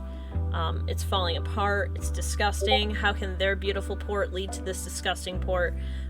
Too bad that the circus has to be over on the side of the river and nothing is cared for. There's almost nothing to do over here. Why does everything here smell disgusting? These puka folk are disgusting. They're going on and on and on about it. Just total bitches. That sounds about right. Yep. As they're talking, you see that hyena Puka again that had the basket in her hands walk by, and her ears perk a little bit, and she looks over at them and her ears kind of like flatten down and she looks a little angry and she walks away. Poor baby. How dare they disrespect my beautiful hyena creature. Shai's going to adopt. It's mine now. It has begun. Another game in which Shai decides to adopt full-grown adults. Nasade is actually going to start approaching the elves. Matthias looks uncomfortably at Nasade before he sees her start to approach them. The elves look over as... Do you make, like, kind of a show of walking over, or is it very quiet, or... How do you walk over? Nasade's walking in general is pretty quiet. But you can definitely tell they're going straight to this group of elves. Oh, we're gonna beat some they are on a elf mission. We're gonna beat some elf ass. That's what's happening. So, based on what happened with the fight, Matthias starts to panic quietly, and he's going to follow behind. Matthias is like, oh no. Oh no, no, no. Not again, works. not again. It works out Blood. perfectly. It works out perfectly because I don't know what the elves actually said aside from just like the very beginning. Because I walked away for a second. So Sarek's just gonna look at it like the two of you as you're like beelining towards him and just go, Hey, wait, what's going on? All right. Let's just walk behind them as they're walking up to the elves. Nasade, when you get there, these elves are significantly taller than you. Mm-hmm. They are clearly high elves. Mm-hmm. Of course they are. And they look over, and when you approach, they at first kind of like do like a little giggle behind their hands. And then as soon as they get closer, they realize that like, oh my gosh, this person is walking up to us. And when you get to them, the two elves, and it's because it's 2 elves and a fawn, both all stop talking and turn and look at you, and the blonde elf kind of gives like a cocky smirk, says in Elvish, "Oh, they think they're important enough to talk to us." And the red-headed elf kind of slaps her shoulder and says, "I don't think you should be saying that. I think they know what we're saying." And the fawn looks at you, Nasade, and making eye contact says, "No one here knows how to speak Elvish. It's too complicated of a language." Hey, what are you guys saying? Wait, hang on.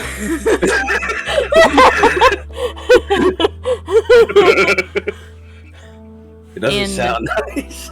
In perfect Elvish, Nasade is going to respond with, "You 3 talk a lot. It's annoying." The redhead immediately starts laughing. And it's like, I told you you shouldn't have said anything. And the blonde just looks really like, kind of like,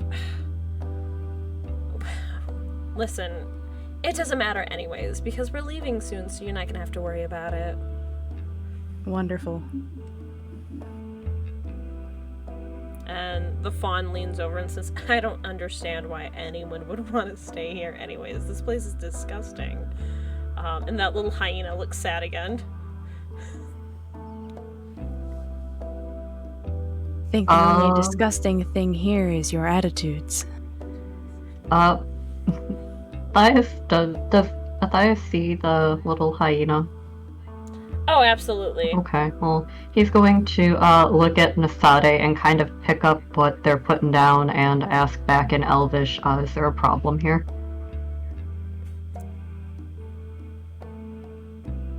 I had to stop myself from quoting Heather's. I'm really sorry. Why is the owl speaking Elvish? Actually, I think that really catches them off guard, because first of all, Owlin aren't a super common race in general. Like, there's Owlin around, but they're not a super common race. But the fact that you could speak fluent Elvish, immediately the fawn steps back a little bit and says, maybe we should go. They look like they're tough, and I think we should go. And the redhead just says, fine, we have to go anyway. We have a couple of days to travel. And the blonde one gets right up in your face, Matthias, and just glares at you for a second, and then sees you're carrying a weapon and immediately backs off and says, I don't have time for the poor anyway, and walks away. Wow. She doesn't seem to like you. What'd you guys say to her? Jesus, Bandit! Jesus. Matthias' expression after she says this, he just looks at Nasade and Sarah like, That's really good. she called us. Wait, she said what? Just big watery eyes. She goes, Oh. At least. actually, Go ahead. while they're leaving, by the way, the redhead will make eyes at you, Sarek, for a second, and then just keep walking. When she does, he'll just kind of like give like a little wave. Like, hi. Hey, how's it going? Hey, how you doing? Let me check something real quick. Shy shuffling through notes to see if Nasade can kill them. Can I kill them with my Can I mind? acquire their names? All of you- Your names are now mine now, bitch. one of you seems like a Stephanie. No, I won't cause drama. Not yet. You gonna murder these elves? Let in me the just fucking streets? make an important note of these three though. Elf bitch 1, elf bitch 2. 2 high elves, 1 dumb blonde, 1 horny redhead, Horny redhead, okay. Horny redhead. That's a good. and a fawn. They Also, bitches. all of their Do something all of about their it. outfits, all of their outfits do look similar to your outfit, by the way. To my outfit? They're all Yeah. clerics? Not like the clothes, but like the color scheme and everything. Yeah, they're all fucking clerics. You're in fucking trouble now. Oh, yeah. man. This is a bad fight for us, boys. All I think about is when you're playing like the original Final Fantasy Tactics and you encounter 2 chocobos on a map, you're fucked. You might as well just fucking reset your game and hope for a different encounter. Choco care endlessly. Forever. Endlessly. Matthias is going to walk over to the hyena and ask if they're okay. Nasade will also go over once the 3 idiots leave. Sarek will do the same because he has no idea what the fuck's going on. Sarek's like, I'm just here for the ride. It's like, what is happening? The 3 of you approach, and I think the hyena has her back to you already, and is kind of waving down at other visitors, essentially, and just not waving down, waving up at them, and just yelling, "Forget-me-nots! Forget-me-nots! You never know when you're gonna need to remember something!" And then she turns around and sees the 3 of you, and she's like, "Oh my gosh! Hi. Sorry. I didn't see you 3 there. Would you like to buy some forget-me-nots? It's only a gold piece each." And they're pressed forget-me-nots, so they're not even alive. My heart right now is about to fucking burst. Shit, dog. Nasade will step forward. I would love one. And is already pulling out a coin. She grabs one of the stems with the flowers on it and hands it to you and says, "That'll be 1 gold piece." Nasade will hand it over to her. She takes the gold piece and puts it in her little pouch on her belt and says, "If you ever need to remember something, just go ahead and just make a tea out of that, and you'll be able to remember it. I grow them myself." I could probably use that. Matthias will also hand her a gold coin. I'll happily take one too. She hands both of you forget-me-nots as well and takes the gold coins and sticks it in her little pouch, and she's like, "Thank you so much. I very much appreciate your business. Is there anything else I can help you all with?" How long have you been here? "I don't know. I can't remember time. It's kind of the whole puka curse thing, you know?" And she kind of pokes her ears when she says that. Have we heard about this poker curse? Would you like to use your forget-me-not? Wow! I will hold on to it for the time. I think Tumrin walks over for a second and sees your confused expressions and say, "Puka are folk that, had their names stolen by the Fae. Oh. Actually, the very people passing through here." And she kind of, pulls her ears down a little bit and says, "I don't remember who took my name, so I don't blame any of them."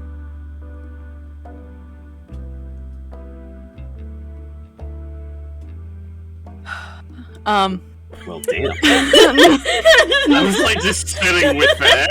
Nasade will, really? Bandit? Must you?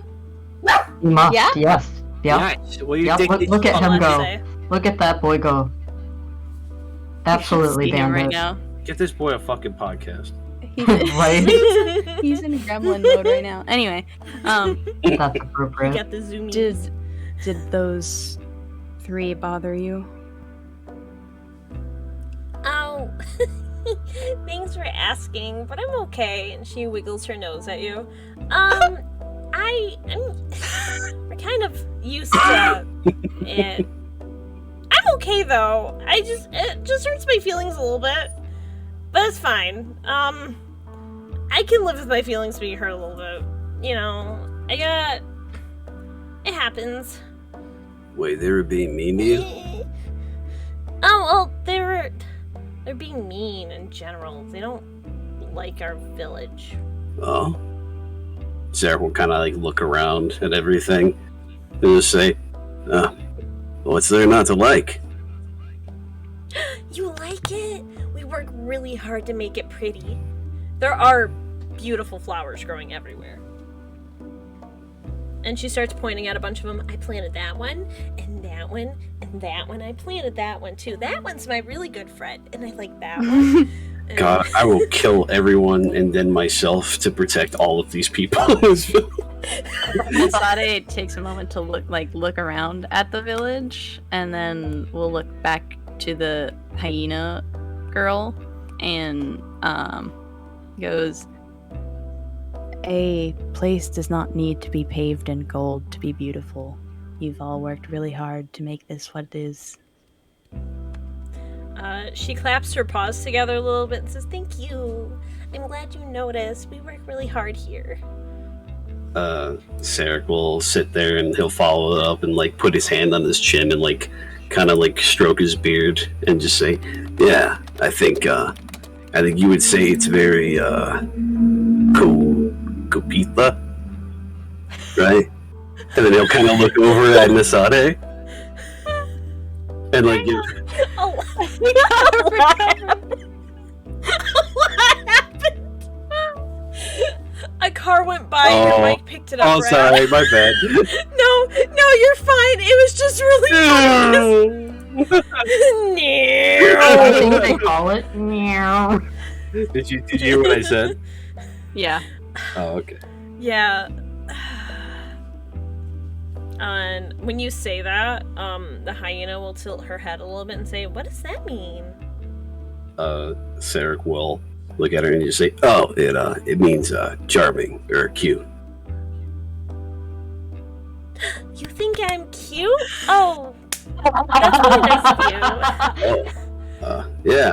That's really nice of you. I think you're really handsome too. I have a boyfriend though, so I can't. I'm really flattered, but I have a boyfriend. Yeah, that's completely understandable. I wasn't saying. You know what? Yeah, okay, yeah. Sarek's face, it doesn't. You can see it as though he is flustered, but nothing. It's just, I don't know. He's just like, okay, all right, I okay, this is fine. He kind of looks at everybody else for a second. Sade's shoulders are shaking again. I guess I struck out. Matthias kind of You'll get considers that. You'll get him next time, big boy. Really laugh. I was seeing the village ones. I love her. Oh my god. I have more work I have to go do, and someone else taps her on her shoulder. It appears to be a full orc. Actually, taps her on her shoulder and quietly whispers, I wouldn't mind buying one," and hands a gold coin to her, and she hands them Forget-Me-Not, and they walk away, and she's, "Thank you so much, I really appreciate it," and gives a little wave. She's like, "Well, thank you, I have to go, though, it was really nice meeting you all, goodbye," and she, doesn't really run away, but she kind of does, like, a weird skip. Aw. It's normal for this place.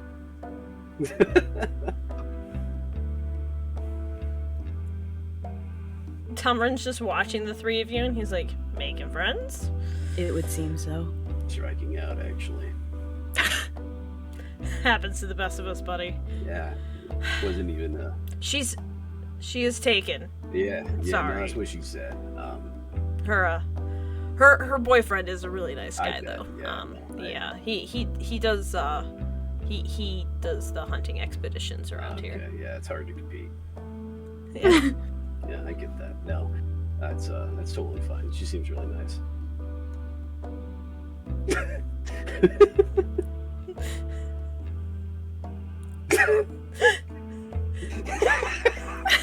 Anyone else got anything there? I was just thinking about that whole entire exchange. It's cracking me up. Shit. Let me add a Forget-Me-Not to my bag, actually. Yeah, I probably should do that too. And minus the gold. Yeah. I already did that. It's a smart. Does this flower weigh anything? No, Perfect. it is a super light flower. I would hope so, but I wanted to still ask.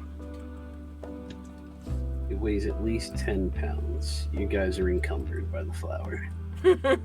You can't roll to dodge anymore. You can't run when there are enemies nearby. No! Please! I mean, so far it's a pretty quaint little village. Everybody's like nice, and except for the mean girls, literally. Oh yeah. The mean girls will be taken care of, don't you worry. Oh my sweet Jesus Almighty, Nasade, please chill. That's I think that's coming from Samson. I heard we're murdering someone. All right. I don't know. I think Samson could very easily just talk to them while saying, I'm a famous musician, and trick them into giving their names to him. Actually, one more thing, and then we're gonna take a break. With the three of you standing around chatting, Tumarin looks over and he sees that little fox run back over. He's like, Dan, you're back! And he kind of wiggles his little paw at him again. He's like, well, I have an idea. My wife runs the tavern, and the issue is that no one ever wants to stay here because, you know... and he kind of points at himself. He's like, so, if you could, like, find a way to maybe convince at least, like, 20 people to stay the night and fill up some rooms, it would mean, first of all, it would more than pay for the cart. And then you could absolutely take the cart. I feel like the four of you are charismatic enough to do that.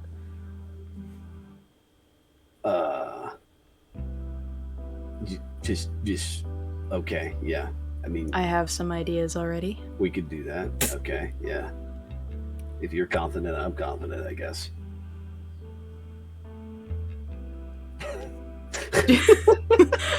my brain slash Nasade's brain really just wanted to go, do they have to consent to go into the building? Do they have to be awake to go into the building? I kind of, the weirdest part is I also have something. Surely we can just bop some people and then put them in the rooms. It's all by force. I think it'll be fine. Also, Danny! Anyway, sorry. he does look like the little fox from Tunic. You are correct. I knew it. I love absolutely knew Danny. it. And like, I think of Tunic Fox. That's him. That is absolutely Perfect. him.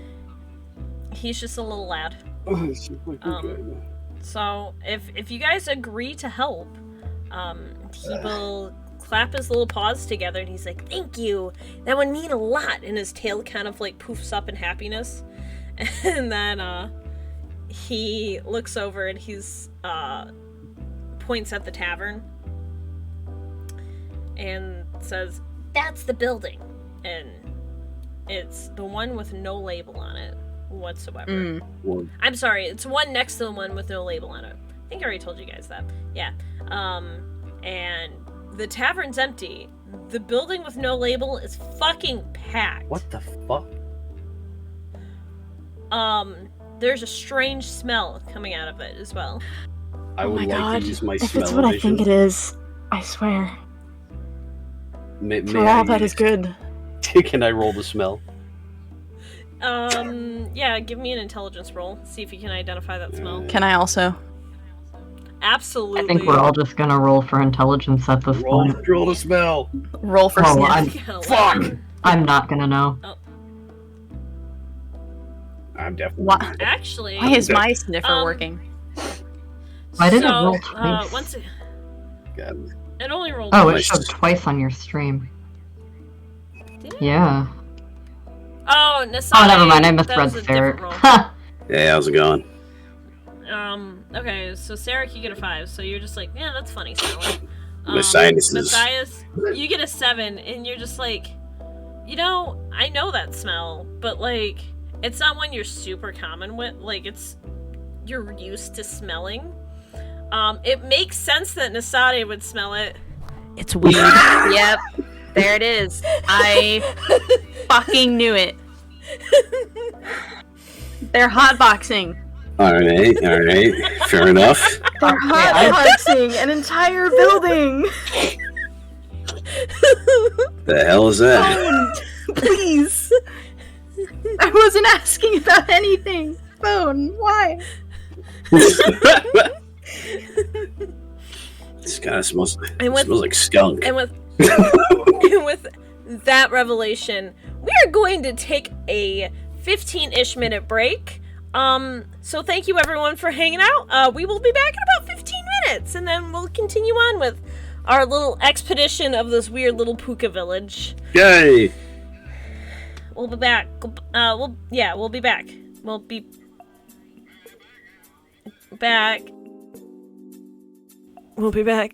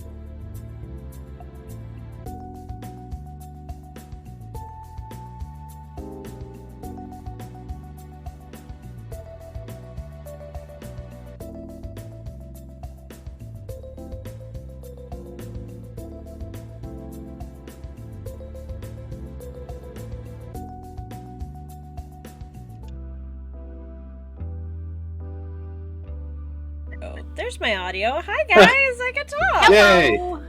Hello. We're We back. made it. We are. We're back. And before we get back into the role playing, I want to apologize in advance to everyone in chat. If you hear my dog cry, there is a man here and he wants to devour him, and he's not allowed to leave the room. So. You said that really like. that's really like menacing how you said it. There's a man here. There's a fucking man here. No, that's completely Was fair. a huge man. Should do that to me. I need to know if it's huge man. Please tell me. huge Peepaw man is here. Afton, you shouldn't have. No! Hello, Jorgen. Hello, Jordan. How are you? I always come back late as normal. It's nice for you to come back. Late or not. We preach. We preach. I am scared. Oh, I love being able to hear the audio for the music. It makes it so much better. Perfect. Okay. But yeah, if you guys are all ready,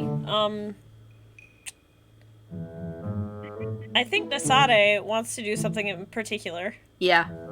Yeah. Before Nasade goes to the hot box, Nasade is actually going to go into the inn first. Okay. And you said the inn is labeled, correct? It is labeled. The one yes. next to it is not. Yes.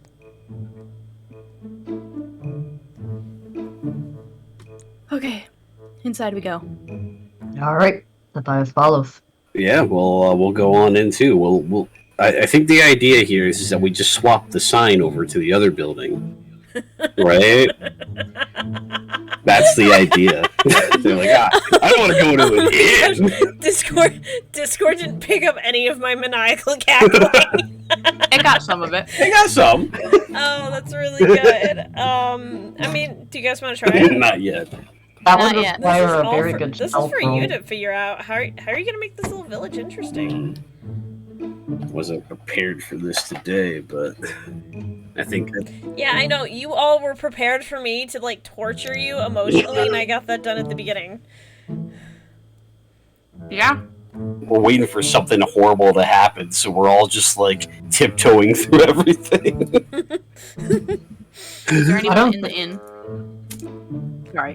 You walk in, and hold on, I gotta pull up my list of Puka villagers again, just to make sure I'm saying the right one, because it's his wife. Yes, okay. You walk in, it's a very nice inn. Like, it's a very, Wow. just, Poor Sorry. Bandit.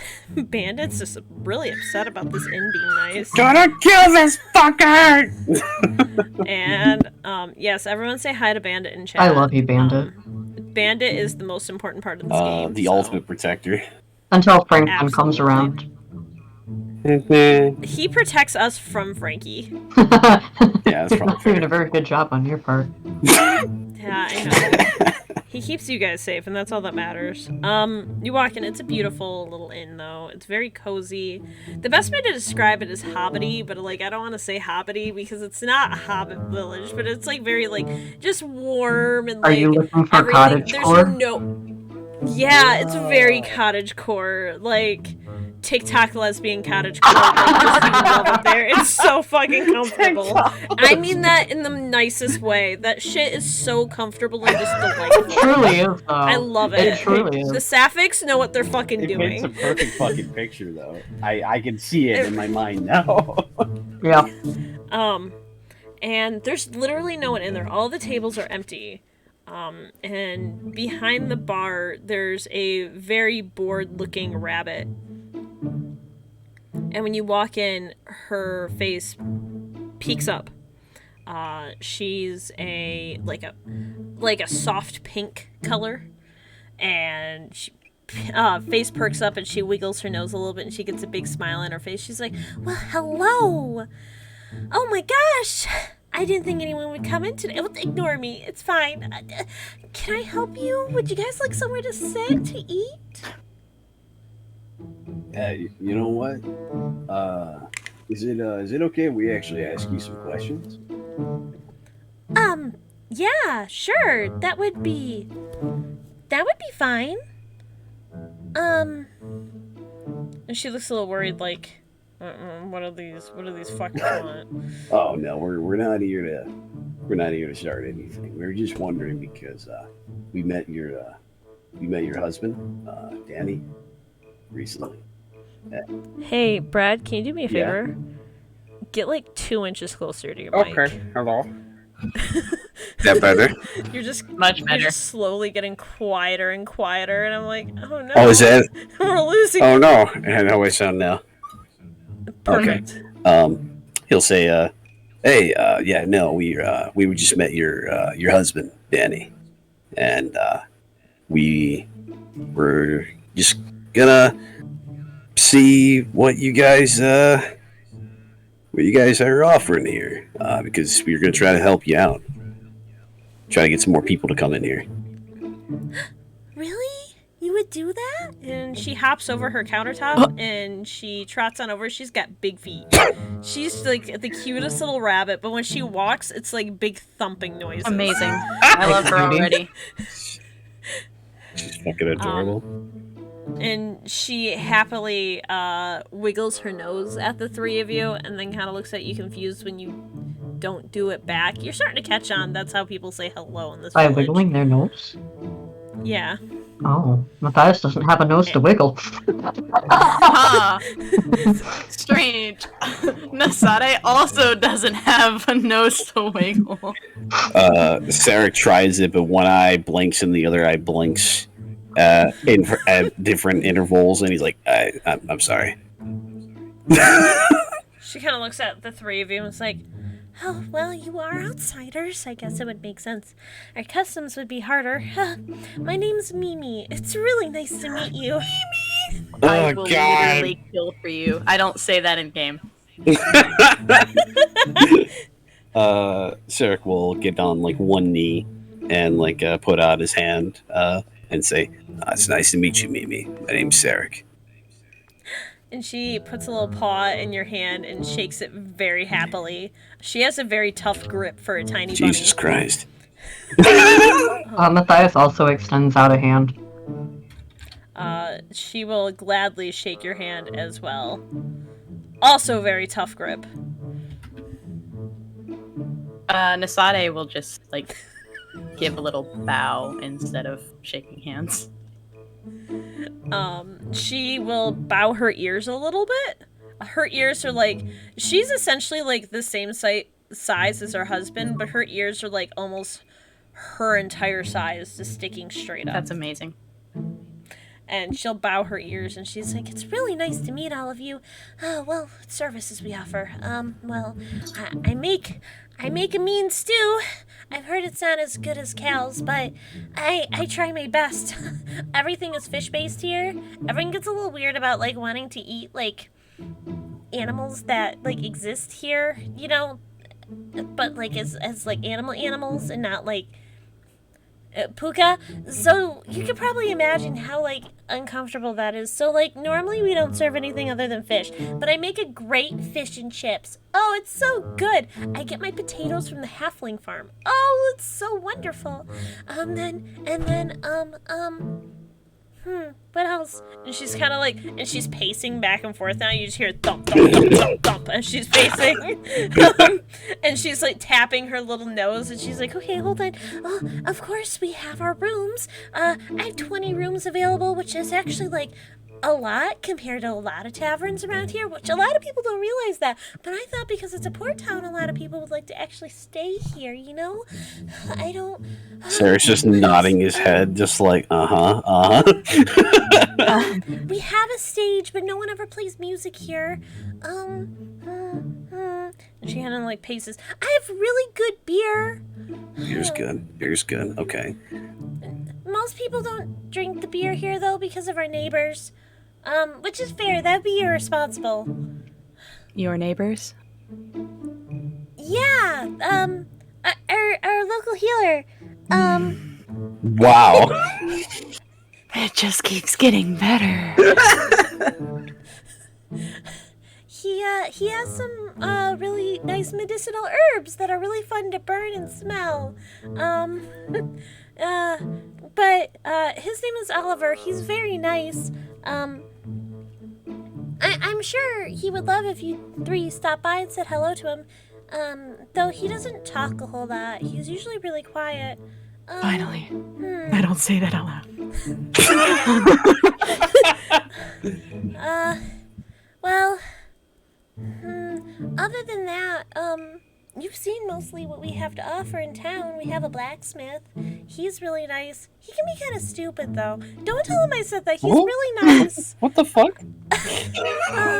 And then we have our potion stealer, who could also be kind of grumpy, but he's also really nice. I think both of them are married. I'm not sure, though. While she's talking, I think Sarek will like look around. How does the inside of the tavern look? I mean, is it clean? Is it like... It's very clean and very well taken. I know I said like the outside of the buildings are like falling apart, but it's like a stunningly beautiful, like warm building. Okay. There's gorgeous chandeliers hanging with like candles that were clearly like hand lit. There's like an assortment of like just old china decorations everywhere, like teacups and stuff. It's super, super homey, very clearly taken care of. Hello, Franklin. Are you here to fight Bandit? Please no, he finally shut up. You mean destroy Bandit? Then yes. He looks grumpy. That's the thing now. It's like, honestly, it looks a lot nicer than Cal's, and Cal's was actually a pretty nice looking tavern. Oh shit. Okay, so it's not like a Alright. dive. No, it's very clearly like one of the nicest buildings you've been inside of. At least the inside. Are all of your rooms single rooms? No, half of them are doubles and half of them are singles, so it's not like, I don't have room for people. Alright. Do you know what kind of people visit this area that could stay in your abode? Well, anyone can if they want. I don't judge. Well, I mean, maybe, I try to be really nice to everyone. There's some really mean people that come in sometimes and they insult us and they like to talk to us as if we don't speak their languages, but we do. We've had the pleasure of meeting them. Yeah, no, they come from an area that's much better off. The Fey Court takes care of them a little bit more than us. They tend to try not to come over to this area at all, especially ever since the forest started growing. Just because they're better off does not mean that this place is horrible. We have found it quite enchanting here. Oh, thank you. Thank you so much. We do our best to make sure this place... We work really hard to keep this place great.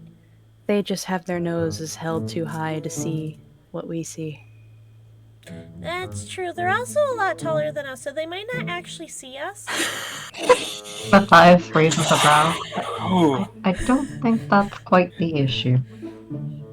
I mean, it might be. I don't like thinking poorly of people, so I don't want them to not like us. We try really hard to make this place nice. Thinks about the blacksmith for a moment.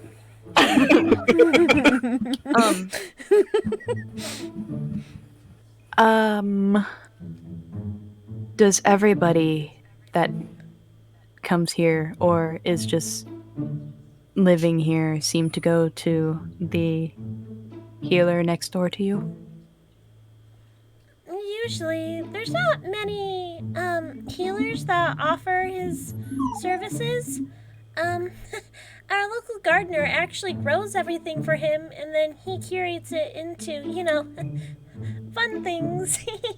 And she kind of does like a little like snicker, like she's like a middle schooler who just said something wrong and she thought it was really funny. Have you ever considered working with him for your inn?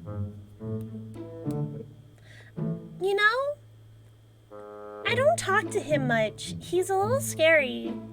Would you like me to talk to him for you? Would you? Yes. Oh, thank you so much. I really appreciate it. That means so much to me. Oh my gosh. And she starts crying.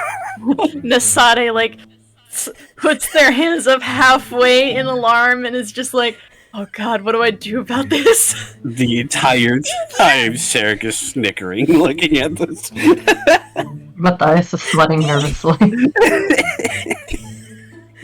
you so much. It means so much that someone wants to help us. No one likes puka, so it means so much to me. You're welcome. There's no need to cry.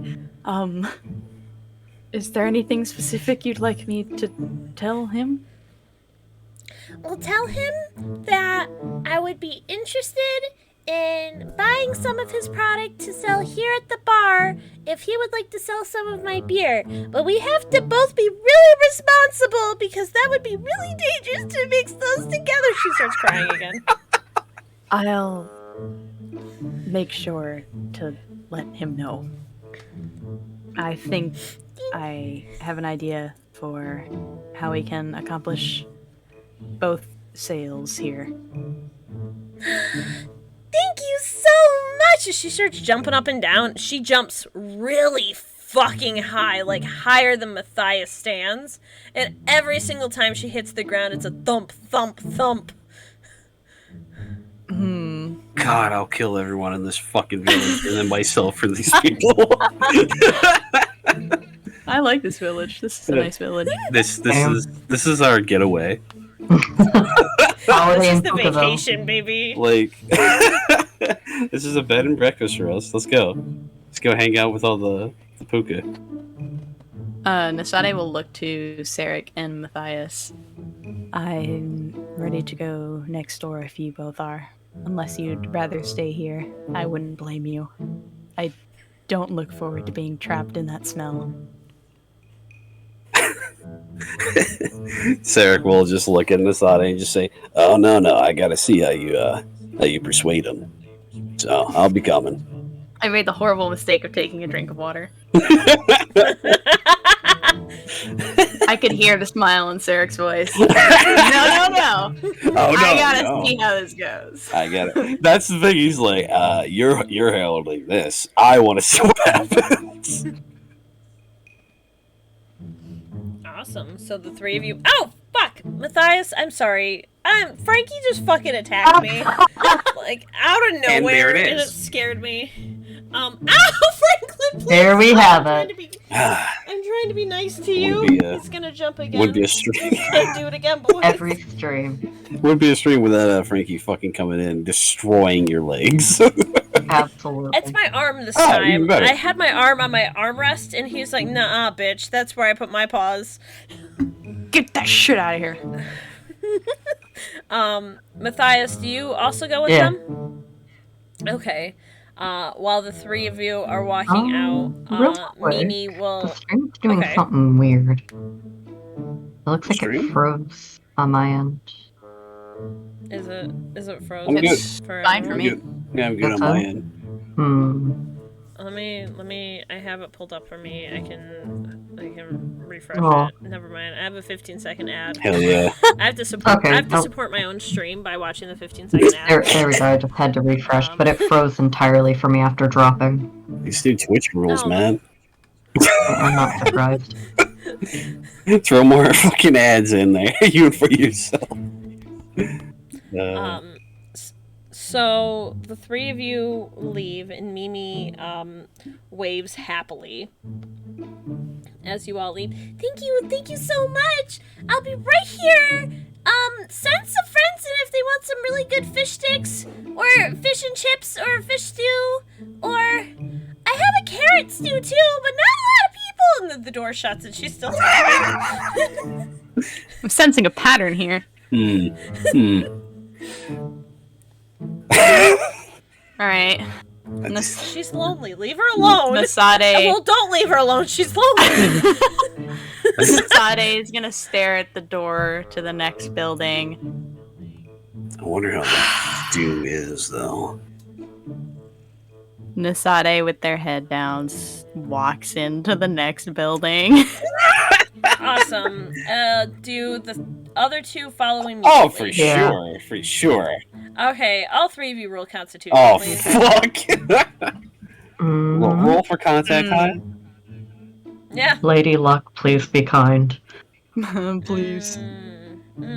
Okay. Alright, I think the three of you walk in, you're taken back by the smell, and it definitely does stun you for a second. Oh, shit. Because it's not only fucking packed in there with rich people, but also the smell. It's like going into a club. Oh, God. So it's, just B.O. It is a, the inside of the building is decorated dark. It very much looks like lab equipment everywhere. What? It looks like think Frankenstein style lab equipment. Motherfucker, these guys making meth in here? What is this place? Jesse, what are you talking about? Jesse, what the fuck are you talking about? All of the beakers seem to have some sort of fluid or liquid in them, and a few people are touching them. But whenever they touch them, you hear a small hiss come from the back of the store, and they immediately bring their hand back. But yeah, it's fucking packed in there. So if you guys would like, you can investigate, or you can go talk directly to the store owner. I'm gonna investigate first. Yeah, that's a good idea. Alright, I need, an intelligence roll from everyone who wants to investigate. Okay. Intelligence. I satiated the beast, by the way. I don't believe that. Give me he's- good symphony. Nasade don't know shit.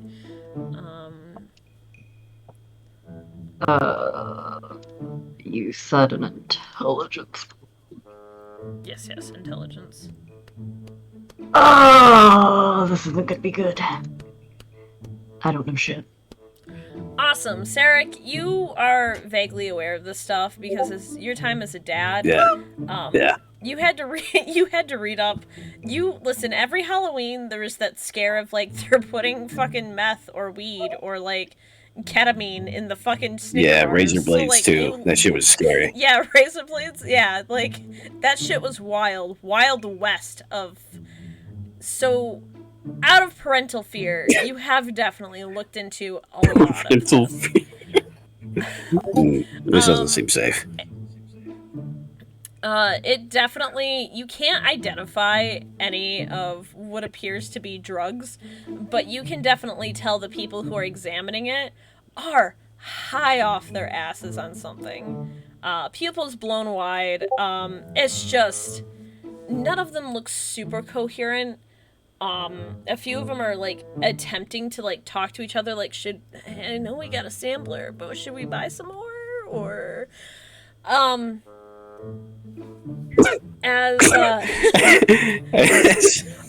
but for all of you, the entire building, it looks clean, but it definitely looks dingy and dark.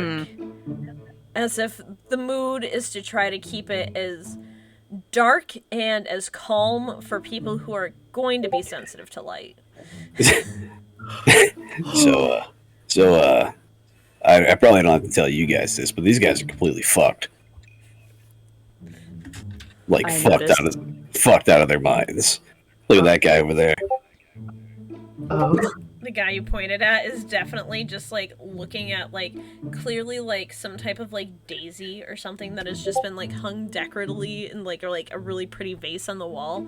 And he's like, do you think this one will also get me high? Sarek will just, like, slowly look over at Nasane and Matthias and just say, is this actually a good idea? I'm afraid for these people. You do hear a few people mumble about, like, man, I'm really hungry. I don't know where to get food here. Okay. I was going to suggest something, but that's not going to work because Matthias is socially awkward. All right, okay. He sure is. Nasade. But you could still try to ask him. He won't mind. Nasade taps both of them on the arm to get their attention. Let's go talk to the man himself real quick, and then we can try and guide those who are hungry over to the inn. But I want to make sure that he's willing to participate in this exchange. Yeah. Do you say that threateningly? Just curious. No? Okay, just making sure. I mean, if it sounded threatening, that's just Nasade. No. It didn't. That's the thing. It didn't. I just wanted to make sure I was interpreting this correctly. So we're threatening him then? That's the plan? No. Not this time. Not this time, huh? Alright. So yeah, the three of you make your way through the packed building. It's tiny as fuck, by the way. I'm gonna need another constitution. I knew that was coming up. Fuck. Mm. Oh, that's just my mouse. I'm so glad that my con is -1. You guys feeling alright? I feel great. Nasade and Matthias, you're starting to feel pretty good. Not like super. You're thinking coherently, but you do feel a little fuzzy. It feels pretty good. Does it feel good, or does it feel like you have a headache from just how bad it smells? No, it's starting to feel like good. Like actually, like just a little fuzzy good. Does Nasade's mask just start smiling? Is Samson getting high? Secondhand? Yeah, you both are getting slowly secondhand high. It's not like I said. If there was motorized vehicles you had to drive, I would be a little worried about it. But like there's no motorized vehicles you got to drive. So like you guys are just feeling pretty good right now. Let's just not get on a horse anytime soon. Yeah, don't get on a horse. Sarek, the smell is still hitting you like, ugh, but it's not bad. It smells like shit in there. You can, I don't know if you can tell from their, behavior yet that they're feeling good, but... I'm sure with the Sade, barely noticeable. Yeah. Just the same stoic. Blank expression. Yep. I can assume the same for Matthias, right? Matthias is pretty good at holding himself together. Trying to, yeah. I would think, if anything, like, the crest of his brows would probably start drooping a little. Gotcha. Okay. Alright, let's talk to the manager. The manager. Yeah, let's go. Let's get this over. The three of you head up. There is a large counter that comes up pretty high to all of your chest, actually. All of you are pretty tall, right? Yeah. Yeah, for the most part. The counter itself comes up pretty high to your chest, which doesn't make sense considering how fucking tiny the pukas are. And there's a crowd, not really at the counter to, like, pay for something, but, like, near the counter. Okay. And there's no one behind the counter. There is a bell. Jordan, I'm the little guy. I'm shorter than both of them. The turntables. Oh, how the turns have tabled. Sade will ring the bell. You ring the bell, and you hear a little cat, like, noise. I hope that's getting picked up. Just by a couple of inches.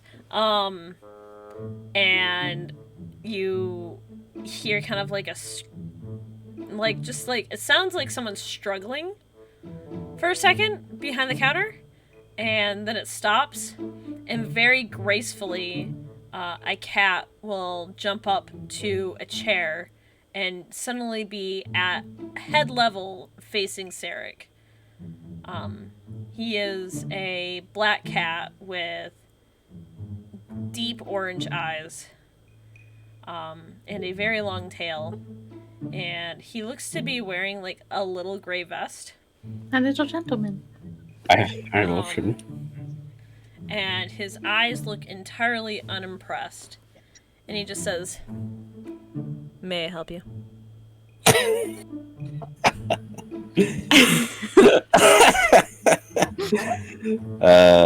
Sarek just like crosses his arms and just looks at it and just kind of stares at the cat and then like looks down at Nasade and says, "Yeah, I think he can help us. We were hoping to talk with you. You got anything to say to him, Nasade?" Are you the healer? Yes. I'm here on behalf of Mimi. Yes, she's very kind. It's like talking to a mirror. That's what it's like talking to a cat. That's this is great. Well, she needs some people in her inn and was wondering if you would be willing to strike a deal. What kind of deal? I'm sorry. The way he's speaking kills me every time. Does he just start licking his leg while this is going down? I imagine it's just an intense stare, much like Nasade. Oh, absolutely. I don't think he's broken eye contact with the mask. Good. This is the Okay. greatest business deal I've ever seen go down. It's like watching two statues staring at each other. Mimi would be willing to sell your product at her establishment and in return would give you access to some of her beer for your patrons. That is interesting. She does know that is a dangerous combination. Yes, she was very vocal about it. She does brew her own beer. It is very good. And he kind of taps his little, like, His chin. little chinny chin. And his ears twitch a little bit. And he's like, I'd be willing to make this deal. And he pulls down what appears to be a clipboard, like pulls up a clipboard from underneath the counter and sets it on the counter with a large clack and a pen that he has to wrap both of his paws around. Oh my god. And he's quickly writes something very, very fast, and then immediately pulls up an ink pad and slaps his paw in the ink pad and slaps it on the Oh my page. god. And pulls his paw away and hands it to Nasade, the page off of it. It just says essentially the terms of their deal. And he's like, if you can get her to sign this and also speak with my dealer to maybe get more product, I will accept. Thank you. Nasade takes the paper and just holds it in their hand, not wanting to like crumple it in the bag. While making eye contact with you, you see his eyes flick. You know, cats do that thing where their eyes flick really quickly to the side. He does that, and suddenly all of his fur poofs up, and he hisses really loud, and you hear a clattering from the other side of the store. Someone saying, "Sorry, I won't touch it again!" He's like, and all of his fur lays right back down, and he looks at you, and he's like, I'm glad we had this talk. I am as well. And he puts his little paw out for a handshake. Nasade hesitates for a brief second, but will reach up their hand to shake. It's okay. Puka can't make deals. That's why I wrote it down on a piece of paper. Oh, I'm just not very into touch. No. That's fair. Normally I'm not either, but I figured it was a special occasion for such a glorious agreement. He is everything I could have ever asked for. Oh god.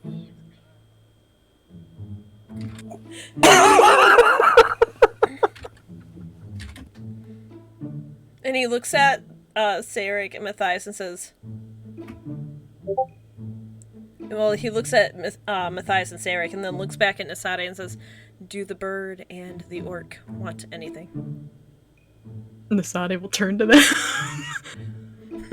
Matthias shakes his head. The entire time this entire exchange has been going down, Sarek's eyebrows have been raised and just like he's just just trying not to smirk as best he can, and he just goes, No, I'm okay. Thank you though. We appreciate your time. I appreciate your time. Thank you for stopping by. Mimi is always welcome to come in. I'm not sure why she never does. I don't think she does very well with quiet people. She is naturally very loud, Yes. but that's fine. She's a very nice individual.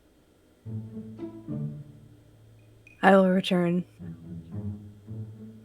Have a good day. Thank you. You as well. And he hops back down from the counter. You hear skittering. You just see someone say, ow! As they get scratched by him. And you hear very quiet, I told you not to touch. I want to hit everything in my excitement. I'm gonna cry. It was so hard. I could not stop smiling the entire time, and I had to hold back laughter every time you touched me. I'm glad you like Oliver. I love Oliver so much. I like him He's a the lot. fucking best. He was my favorite to write. When he turns and leaves, Sarek will look at Nasade and just kind of like elbow them a little bit and just say, Oh well, natural negotiator. Good job. Was that everything you'd hoped it'd be, Sarek? Oh, he just kind of, you see as he's smiling at him, and then he just says, oh, and then some. That was fantastic. I'm gonna need a constitution roll from all of you right before you leave. Okay. Both Matthias and Nasade have -1 forward. Damn. Well, So you got a 7. Yeah. How do I do a -1 forward on? You could just. It's I could just minus -1. it. That's yeah. It's just -1. I can just minus it. It's not a big deal. you also got a Yeah, All sevens. all 7s. Honestly, 3 7s. It's a good time. All 3 of you leave, feeling pretty normal. I mean, 2 of you feel a little good, but like other than that, you're like nothing's going to affect your ability to do anything. All right, cool. Back into the inn. When you go back in, Kick down the door. Please don't. Mimi is very hastily cooking something behind the counter, and her ears perk up, and she turns around. She's like, Hi guys! Welcome back! It's really nice to see you again! Did you talk to him? We did. Well, I did. He will agree to the terms if you... Nasade will put the paper on the counter. This is the information he has already signed. I need to speak with his supplier to get more. Oh! I know who she is. She's selling the forget-me-nots right now. sorry, What she's the looking fuck? over the paperwork. She's our gardenist and herbalist. She's very nice. I think you guys would really like her if you talked to her. But yeah, these seem perfectly acceptable. And she brings out a pen, grabs with 2 hands, and signs. It's much messier than Oliver's handwriting. And then she pulls out an ink pad too and slaps her paw on it and slaps her paw on the paper. And she hands the paper back and says, I will gladly accept this deal. It's perfect. Thank you so much. Oh my gosh! and like she thumps one of her feet just really fast. Like thump, thump, thump, thump, thump, thump, thump. I love this place. Oliver also wanted me to let you know that you are more than welcome to visit whenever you would like. He encouraged it, in fact. I will have to make him something fishy related to eat. I've heard cats like fish. I'll start right now. I'm gonna make the best food, and she just starts cooking, and she's like, "Thank you so much. I really appreciate it. You mean the world to me." And she stops cooking for a second and runs over, and she's on the ground and hugs all of your legs individually, and then runs back to the kitchen. Sade had immediately tensed up and was just like, Your mask laughs at you. Nasade reaches up and flicks the cheek of their mask. You hear in your head a subtle, "Ow!" Fine. Bitch. Nasade feels pride. The mask smiles. It does. The blue briefly turns green for a second, but then it's back to blue. Perfect. Perfect.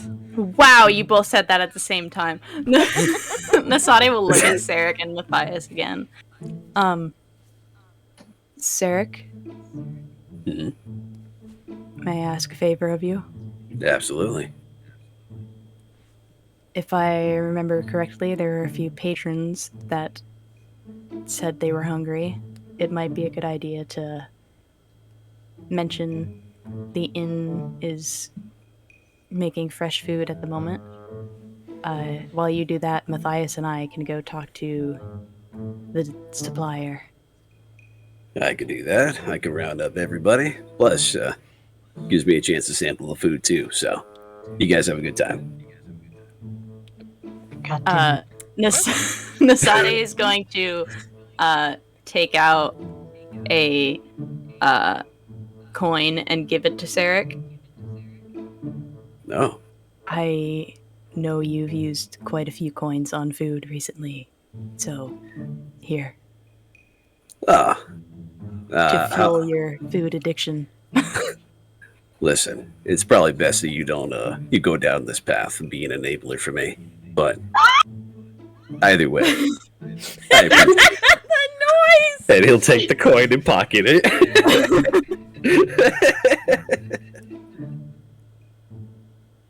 Nasade is the definition of I like drama. Yeah, that's fair. Roll for bread. Roll for All bread. right, guys, where's the bread? We're gonna follow Nasade and Matthias first. All right.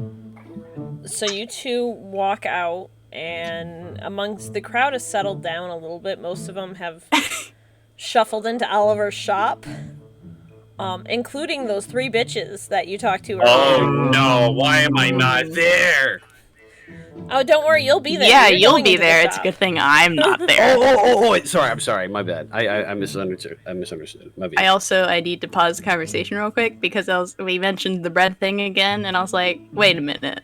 I want to go up and see if it's not actually blank like I thought it was. And I went up, highlighted it. It says yum yum good bread. I told you. Sure did. I told you it said yum yum good It's so bread. Sure did. It's so good. Roll for bread. Yeah, no, you two walk out, and the crowd is thinned out a little bit, so it's not incredibly hard to find the little hyena. She seems to be sitting next to one of the flower beds in town and pulling off some of the dead limbs off of one of the rose bushes.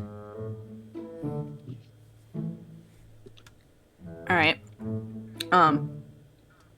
They're gonna approach her, and Nasade will clear their throat this time in hopes that it lessens the startle. When you do, her ears perk a little bit, and she turns around and she's like, Oh, hey! It's nice to see you guys again. I don't think we ever got each other's names, did we? No, I am Nasade. Matthias. it's really nice to meet you. My name is Rose. Yeah, It would that's be. on brand. Yeah. It's a pleasure to meet you officially. What can I help you guys with? We're actually here on behalf of both Oliver and Mimi. Oh! Well, the only business I have with Oliver's... I can't give you the raw stuff because it's not good to use. Let me explain. We were asked to help Mimi with her inn, and in turn we have made a deal with Oliver, and they will be collaborating their businesses. Oliver just wanted us to speak with you about getting more supplies for future use in both places.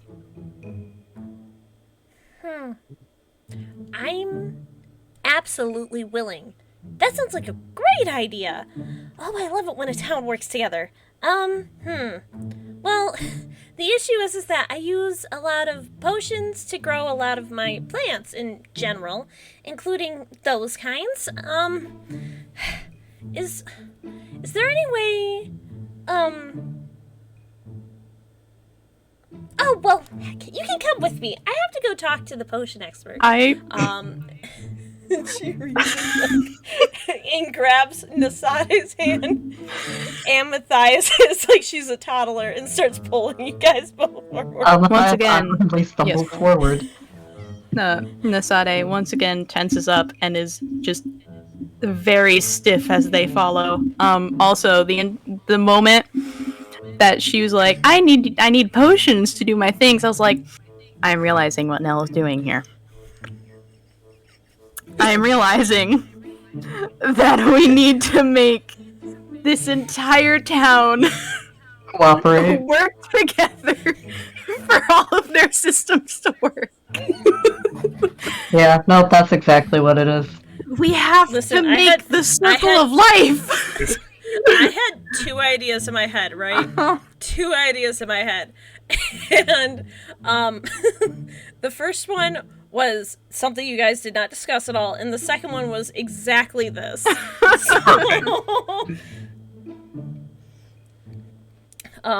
And she pulls you both along. Sarek, you walk back into Oliver's shop. Yeah, he goes up to the door. You see a bunch of just shit-faced rich people. Yeah, he just fucking pushes open the door kind of hard. And like You definitely see a few people like stumble when the door kind of hits them. And one of them kind of curses at you in a language you don't understand. Yeah. People pleaser, he'll be fine. But just from watching body language, you can kind of tell what they're saying. A few people are rubbing their stomachs.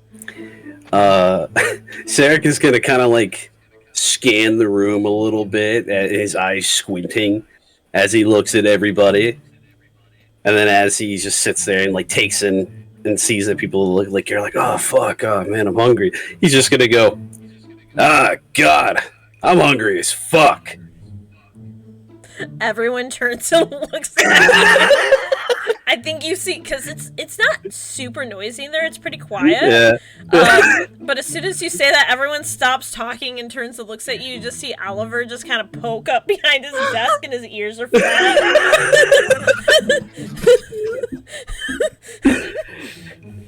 He's like, oh man. As soon as everybody's got everybody's attention, he's gonna grab his stomach and just go, oh man. If only we had some food around here, am I right? A few people perk up their heads, and you hear a few whisperings of different languages. You do see three gnomes talking to each other, and you understand them. They basically say, oh, man, I'm really hungry. There isn't a good place to eat around here. Yeah. I wonder if there is. Maybe this guy knows what it is. I don't know. He's just Kinda like he hears this and he's just got his hands on his stomach. He's like, oh man. Wait a minute. You guys smell that? Hey, can you give me a charisma? Okay. Sure. There we are. What does it say? As it's invisible, 8? Yeah. Okay. When you say that, a few people kind of, like, you see a few people's attention get, like, caught, but for the most part, people kind of go back to their conversations. God damn it. He's just gonna, like, look around for a second and say, hey, you know what? I heard there's a nice place next door.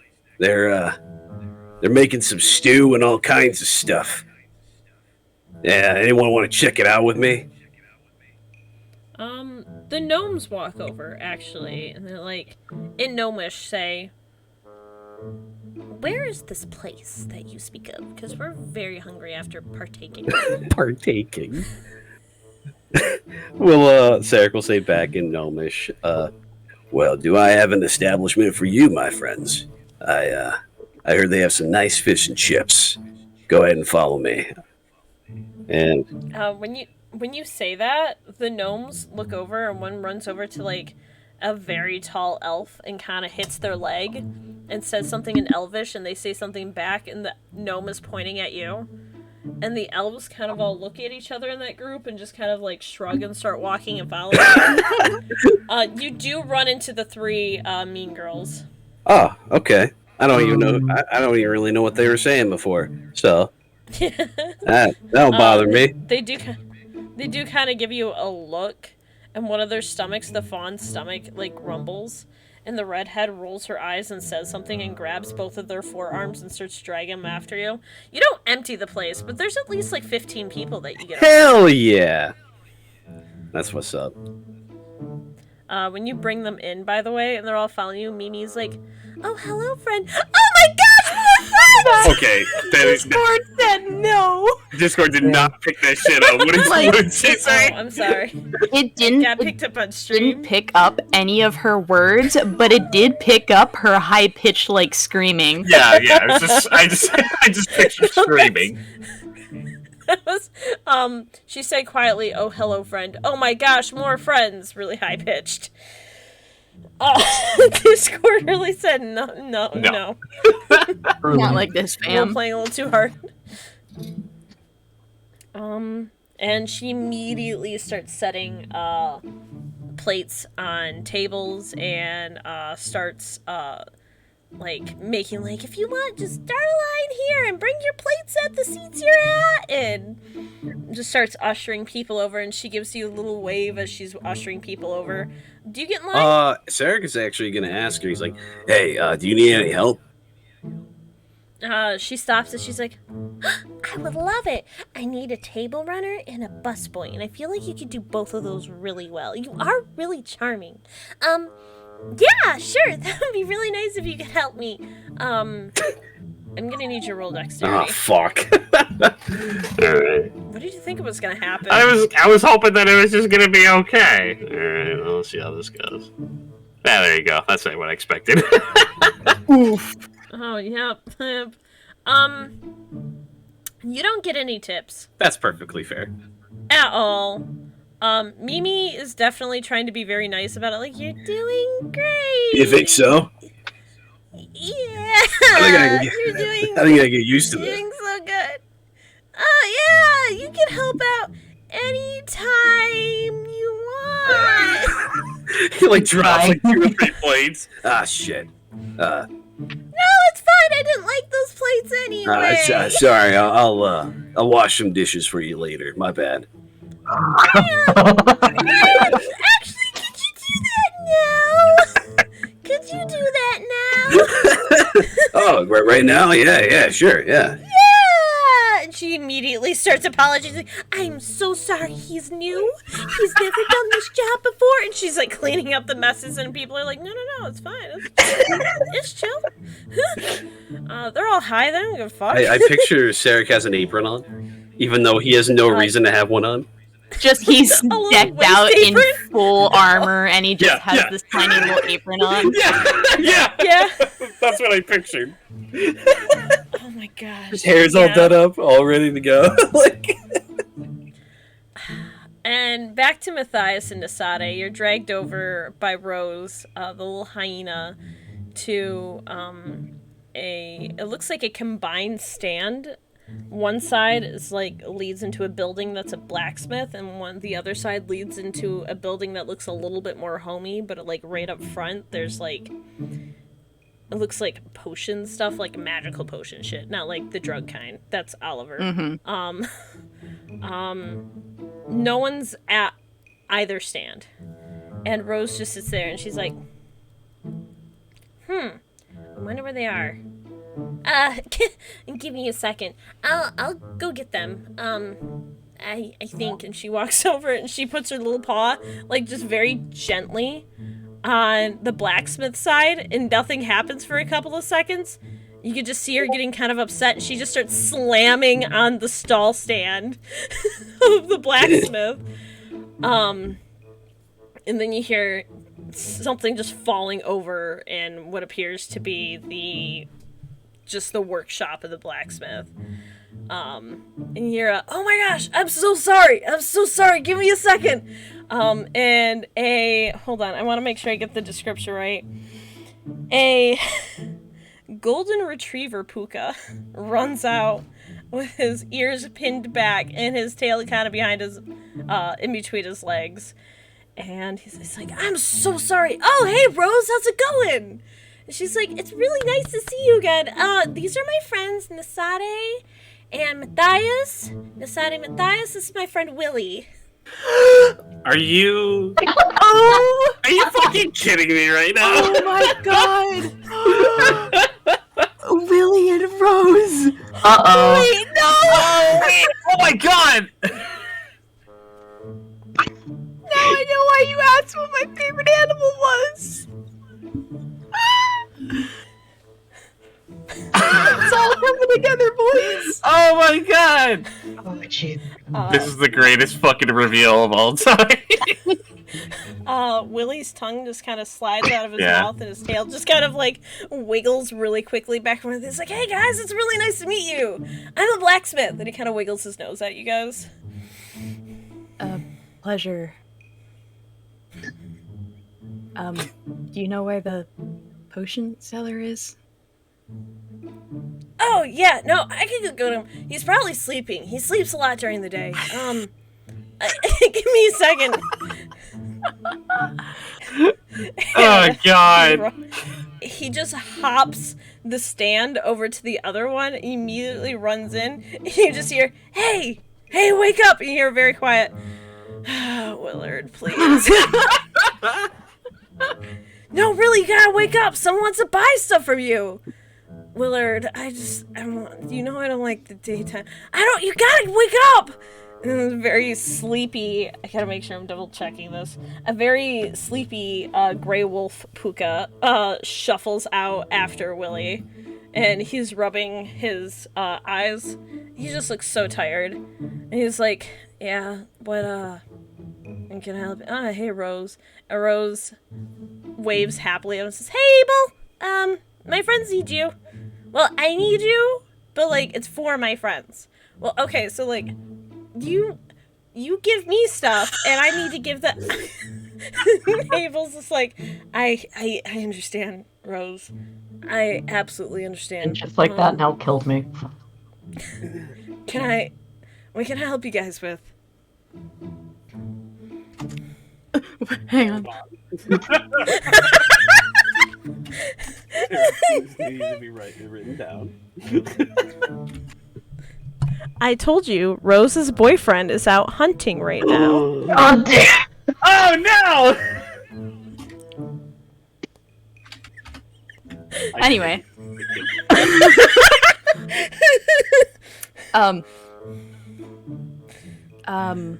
Long story short, it seems like we are making a lot of the businesses work together here. Mimi needed Oliver needed Rose, and Rose needs you.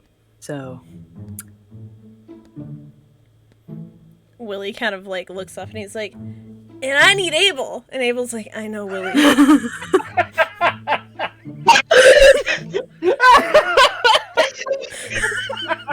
Just a very like annoyed, like God, I love him, but holy fuck. Please, I'm trying to have a conversation. Shut the fuck up. There are people here.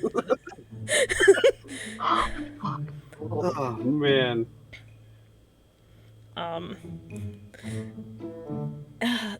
Yeah, so you just need, like, potions and stuff then, I'm assuming, Rose? And Rose is like, yeah, that's all I need.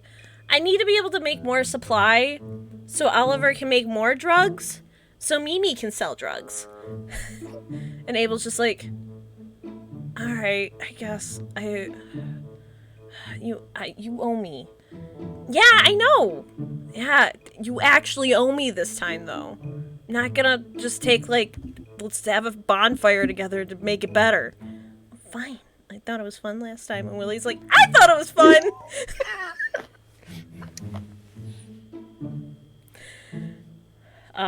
You hear, he walks back in, like, shuffles back into his home. You hear just, like, bottles clanking. Something definitely falls over and breaks. There's, like, a little pause. And then you hear shuffling again, and he walks out, and he has, like, 3 potion bottles that, like, he definitely can't carry in his paws. Like, it's too much for him to carry.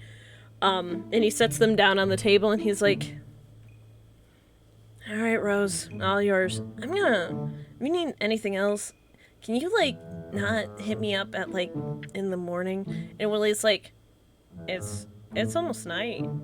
Hey, it's almost night, buddy. It's fine. Just don't talk to me unless the sun's down. Thank you.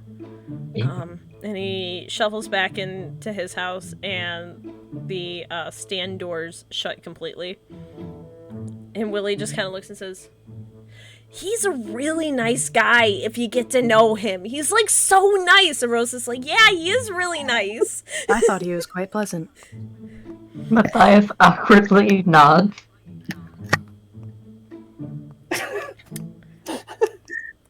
Rose grabs one of the bottles and then looks at Matthias and Nasade and says, can you carry them? Just back over to my home. And there's her home where she points is right next to where she was tending those roses. Nasade will nod and hold out their hands for the thing after carefully tucking the document away. Matthias also holds out his hand claw thing. Perfect. She hands both of you each a bottle and leads you back over to her house. She opens the door. The house doors are very short, by the way. So she kind of sits there and looks at both of you, and she's like, wait here. And she goes, puts a bottle inside, goes back out, grabs the bottle from Nasade, puts it inside, goes back out, grabs the bottle from Matthias, puts it inside, and comes back out with what appears to be a little sack of just, well, you can identify it by smell. And she hands it to Matthias and says, I really hope this helps. If you guys need anything else, you know where I am. It was really nice meeting you both. And she goes back to tending the roses right outside of her house. Where the fuck is Chad? we need to witness Chad. We need to find out if he's a horse puka or a centaur. We need to find out if he's just a man. He's just a human. He's just a man. That's his poop. He's a reverse centaur! He's just a little man. Oh god, all I was thinking is, what if he was a reverse centaur? That's what I'm saying! If he's a fucking gnome, I will go drown myself in my pool. He's legit just BoJack Horseman. He's just a normal human body horse head. Hey, what's up? What's up, dude? Nasade will look to Matthias. I suppose we should go back to Oliver and hand this stuff over then. Yeah, I'm a little concerned about Sarek. If you'd like to go into the inn and handle him, I will take this to Oliver, if you'd prefer. Are you sure? Yes, I think I can handle Oliver just fine. Oh, okay. Sarek is a different story. That's fair. That's totally fair. He breaks another plate Awesome. as they say this. Ah, shit. We're gonna follow Matthias into the inn.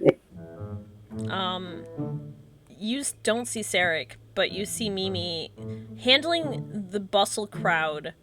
Clearly more people have, like, left and gotten their friends, because there's, like, at least 30 people in there. Oh, Jesus. Matthias sweats in social anxiety. But you see her handling all of this with grace. And she looks over and she's like, "Friend!" And she just kind of hops over happily. Thump, thump, thump, thump.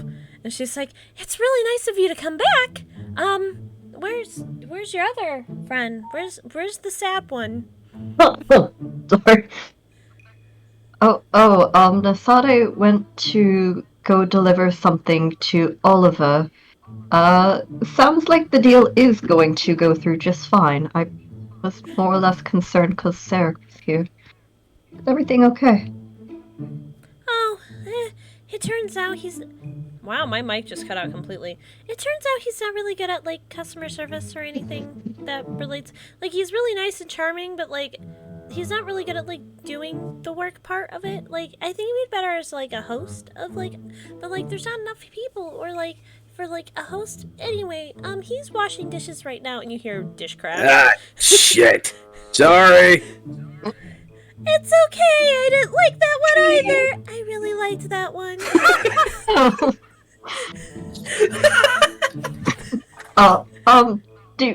Is there anything I might be able to help you with?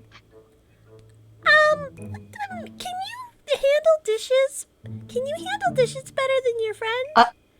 That would be really nice, actually, if you can handle that. I just need to catch up on, like, washing dishes, because, like, I told him to do it, and he's really slow at doing it, and everything keeps breaking. I'm almost done. Yeah, nope, I really appreciate it. Thank you. Bring in the next batch. I'll just go check on him, yeah. Matthias is going to awkwardly stalk around into the back. How many piles of broken dishes? What's the scene back there, Sarah? Well, you'll see that there's a stack of, like, nasty fucking plates to the right of him. To the left of them is probably maybe, like, 10 plates that look like they're clean. And then there's a lot of remnants of plates around him. But he has a tiny apron on over his armor. He has removed the his arm guards and rolled up his sleeves. And for some reason, he has a hairnet. He just looks. As soon as you come in, he goes, "Oh, hey, Maddie, how's it going?" I don't think anything could have prepared me for this. Oh, hey! Oh man, this is tiring work actually. Jeez, he just Yeah? wipes his brow a little bit with his arm. Yeah? No, I feel like I'm doing an okay job though. You're doing great. Yeah, thanks. That honestly means a lot. I was never really good at this stuff before, but I think I'm really finding my stride. You know what I mean? Would you like some help? Oh, I mean, yeah. I mean, did she send you back here to help me out? I mean, or she? Yeah. Oh, okay. She needs some more, and it's getting really packed out there. Oh, okay. I mean, yeah, no. I mean, here, I can teach you real quick. Hold on. Teach you how to wash dishes, boy. Can you roll dexterity again? Yeah, Eric? absolutely. See how well you can teach. There you go. What is? Yep. That makes 4 makes. So you sense. gotta make sure not to break them. That's been the hardest part so far. It fucking shatters in your Jesus hand. Christ! I didn't even drop this one. I think you're gripping it a little too hard there. Mimi, what are these made out of? God, all this makes me think of is this time my dad went to Wendy's and he got one of those mini Frosties and he accidentally fucking smashed it in his hand. And he got all fucking upset. He's like, who the fuck makes these cones? They're so fucking fragile. My mom and I we're just staring at him. We're like, who the fuck smashes a cone in their hand? That's all I think of. But why do you have a death grip on your cone? Why do you need to hold onto your frosty that tight?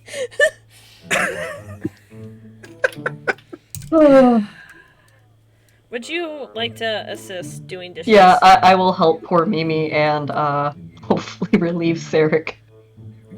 Do me a favor and roll dexterity. I think you're holding the plate wrong. Oh, how did I have a +2? Yeah! Oh my god, this is horrible. You grab it and your talons just kind of shatter it. You just hear in the back, you just hear Mimi sing, like, oh no, I mean, everything's going great, folks, that's great. I don't think you're supposed to hold it like that, man. Let me try again. Go ahead and give me another dexterity roll. Oh my gosh. There you go. Honestly, I think it was your talons just catching on the plate. You're not used to it, but honestly, immediately as soon as you get into the swing of it, you're able to plow through that giant pile. Ah, see, there you go. You're doing exactly how I taught you. Good job. Oh my god. I can't wait proud. for an Asade to show up and there's just glass shattered everywhere. It's like a dragon's mound of gold, but it's broken dishes. Yeah. Hey, Mimi, you got a broom?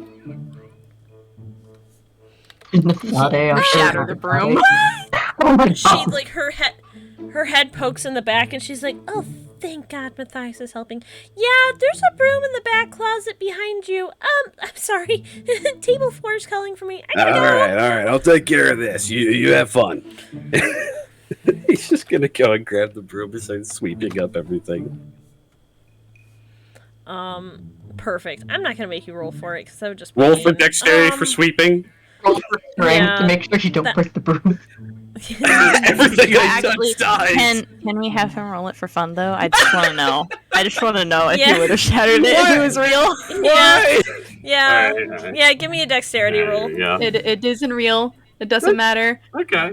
No, you would have shattered the broom. That makes me feel so much better. Thank you. We can move on now. Jesus Christ, what the hell is this stuff made out of in here? It's almost like it's made for these small creatures It's built and for not cats. giant men.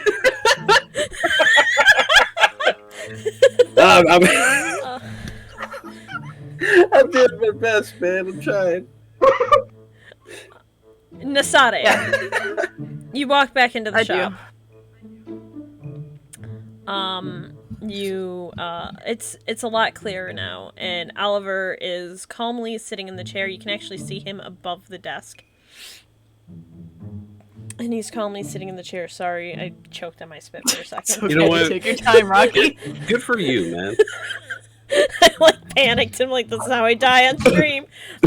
He's just calmly sitting there licking his paw. There's clearly something burning right underneath of him that's going directly into his face. The catnip.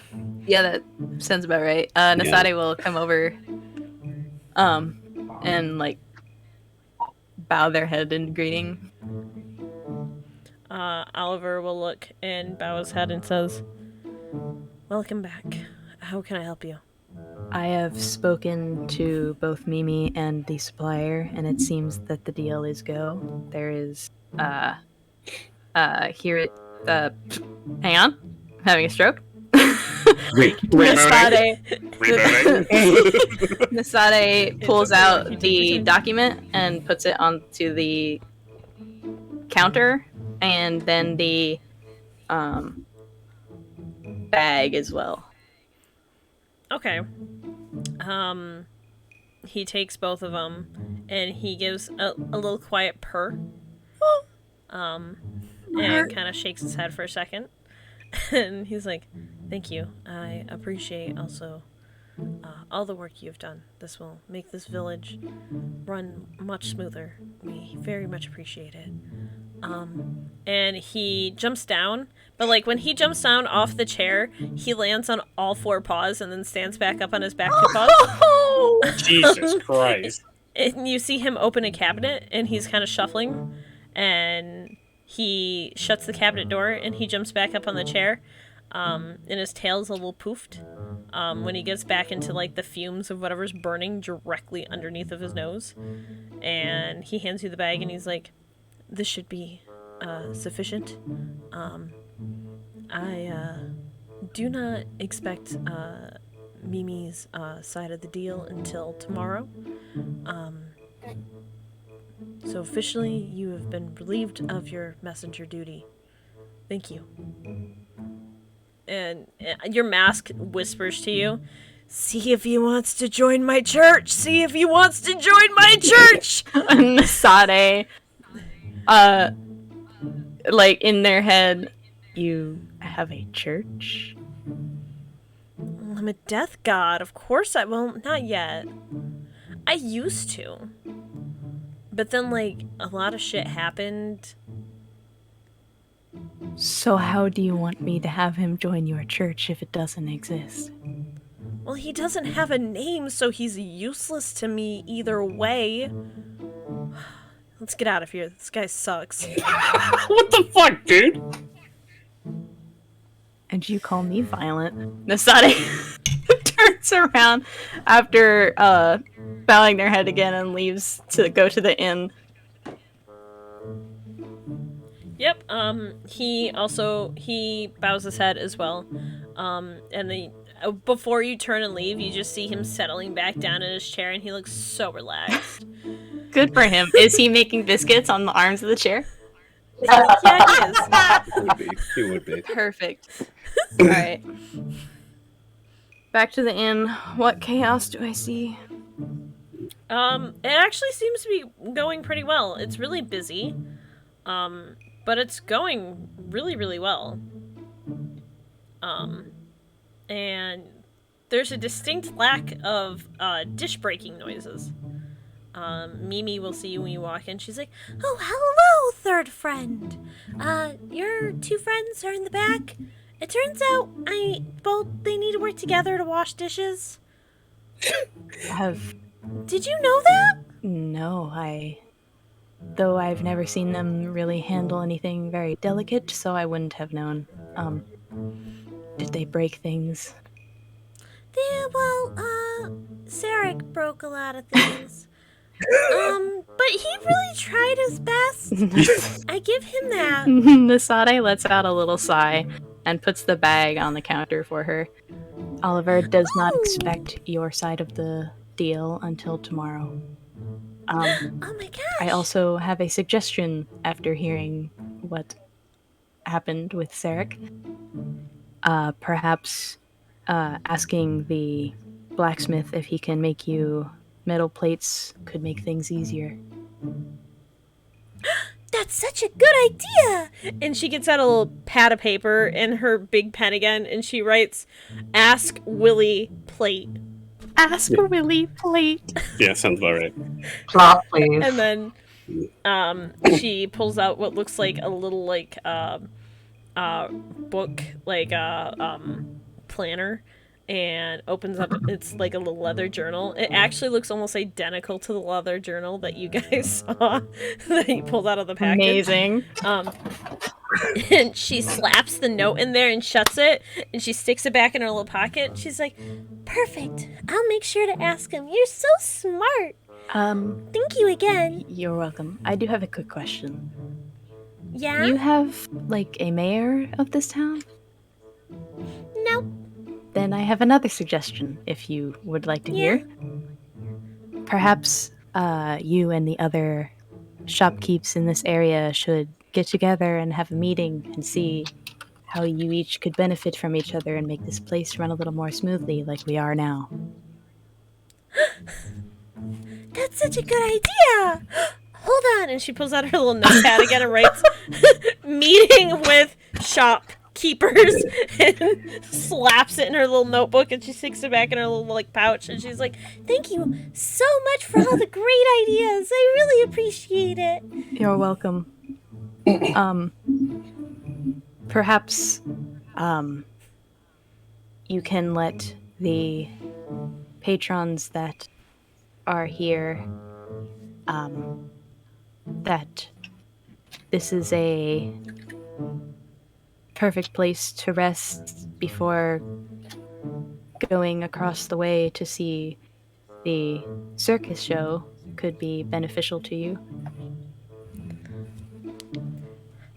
And she actually, her ears perk a little bit, and she gives you a little smile. She's like, Already on that. I've booked out almost every room. It was really interesting. Turns out, when you get a lot of people high, they just want to sleep. Which is, like, great for business. Am I right? Yes, that is very good. I'm extremely happy for you. Thank you so much. Would you like to go see your friends? I would, Yes. yes. As soon as she says that, you just hear Sarek say, "Hey, Maddie, did you hear about the rumor about butter?" I'm sorry, what did he call Matthias? Maddie.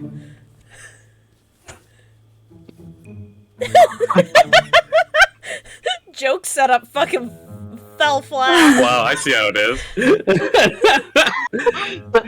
It looks at him quizzically. He just looks. He like kind of looks over at Matthias and just kind of gives him a little grin and just says, "You know what? I'm not gonna spread it." And then it just goes back to sweeping. Nasade overheard it, and the smile that was on the mask quickly falls back into neutral.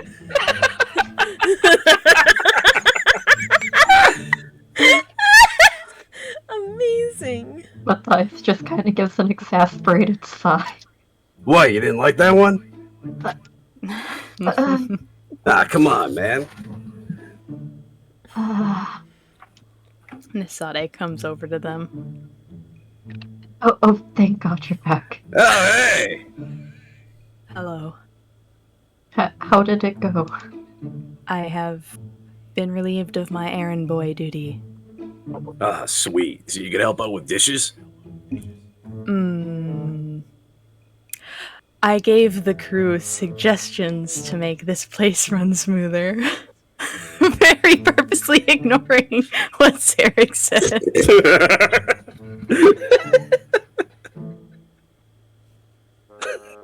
I think perhaps I should go inform our fox friend of how things have gone. And maybe find people who are willing to work here when we are not present. That sounds like a good idea, yeah. Yeah, she's gonna be really slammed without us here. Mimi sticks her head in a little too quickly and a little too happily. You three are leaving? I mean, oh no, you're leaving. Oh, we don't have to if you don't want. Oh no, let's gotta leave. It's fine. It's fine. I can always ask Danny to help me with dishes when he's done with his fishing. Here and Do you know anyone who is looking for work, perhaps? We can put in a word. Not particularly, but I can put out a help wanted sign. I feel like that would probably be the best. Maybe I could spend some time training them when we don't have large ships in. That sounds like a good plan. Thank you. I thought of it all myself. That's good. That is Yay. a start to something wonderful here, I can tell. Thank you. I appreciate all of your help. This place is going to be so much more bustling now. Nasade looks back over to the other two. We should go find Danny. Yeah, all right. Yeah. Yeah, let's go.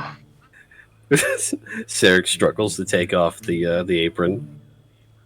Nasade goes behind him and grabs a single string and pulls it undone. Okay. Thank you. I definitely couldn't reach back there. And he goes and he like folds it up neatly and sets it onto the counter. And it's like, all right, let's go. You notice he hasn't taken out the hairnet. Nasade will pluck that off too when he walks by. No. I'm taking it off. I can't. Yoink. All right, thanks. Man, I'm sorry. I'm a little tired. It's all right. It'll all be over soon. What? Nasade uses a single finger to push him in the back to keep him walking. All right.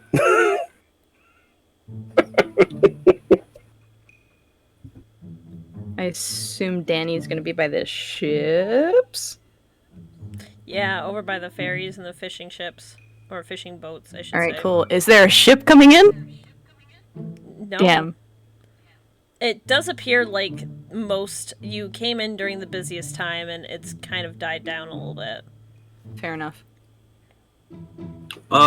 You said earlier that it was closer to being night. What is that? Is it more like midday or later on, or is it actually nighttime? It's like early evening at this point. Okay. Alright, where is the boy? Where is he? Let us hunt for Daddy! Him and Tumrun are actually sitting down eating, what appears to be, some sort of muffin. Like, that they had split in half. And Danny's excitedly saying, like, yeah, my wife made a carrot. Oh my gosh, I slipped into the reel. Give it a second. I heard the transformation. I'm back, folks! My wife, oh my gosh, I guess that's just his voice now. My wife actually made these. It's called carrot cake muffins. She loves carrots, and normally I don't like them that much, but I really, really like these ones. They're really good! And I just thought, and Tumrun's like, delicious. These are delicious, you know? I love these so much. Your wife... excellent cook. If she ever decides to divorce you, tell her I'll take her hand. What? Oh my god! That. That's when you know it's a tight friendship, when you can make comments like that without repercussion. I guess so. Yeah, I mean, what's Danny say to this? Danny kind of laughs and swats his hand. He's like, no, she's my beautiful, well, I'm more her subpar husband. I love her. She's so good. He's like, oh, I'm sure you're a great husband. Sure you are. You catch all those fish. That's all he says. I'm assuming you guys walk up at this point, and Tumrun just kind of looks over and he's like, well, hi guys, you're back. How is the everything?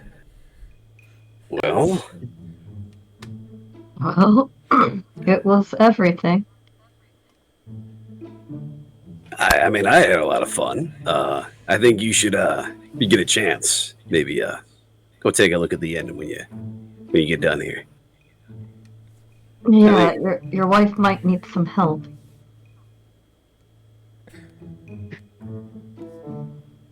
I'm sorry, I just saw the Animal Crossing meme, and it really fucking took me out of it, because you fucking perfect. Dude, that's so fucking awesome, dude. Oh my god, yeah. There it There is! you go. Oh my gosh, I'm so sorry. Anyways, the three of them are making Animal Crossing Well, jokes. the Anyway, Animal Crossing Village. Unironically.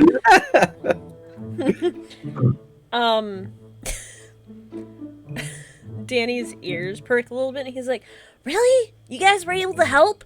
Oh, that means so much to me. Thank you so much. That'll help so much. I don't really have any cattle to give you to help push the cart for now, but I do have like one of those walking carts. And I could load you up right away and I get you on your way, you know? Tamrin's like, that'll work perfect. I need to exercise more. Getting a gut on me. And he starts laughing, and Danny's like, you've never looked better. And they're kind of laughing at each other. They are bros. I love them.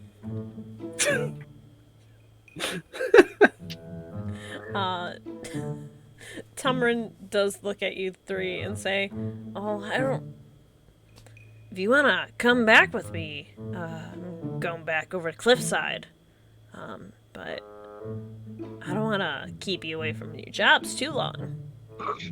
Yeah, we probably should be getting back, unfortunately. Yeah, we've been gone for a little while now, so it's Quite about a while. time. Yeah.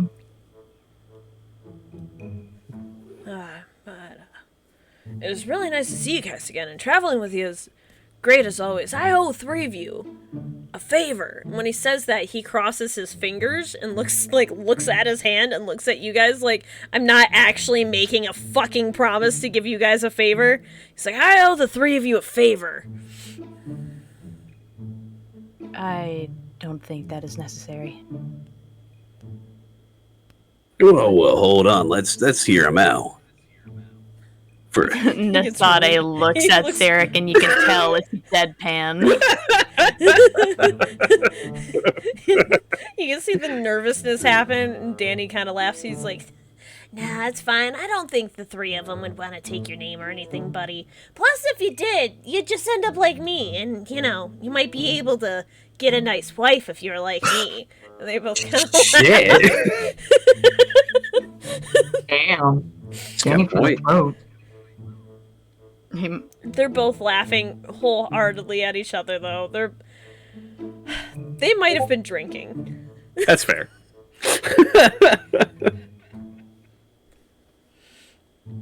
But yeah, if my wife might have a room for you guys, or I never did ask how much the fucking rooms cost.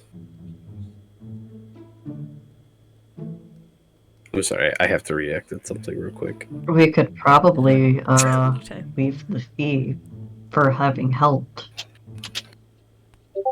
Or get it discounted.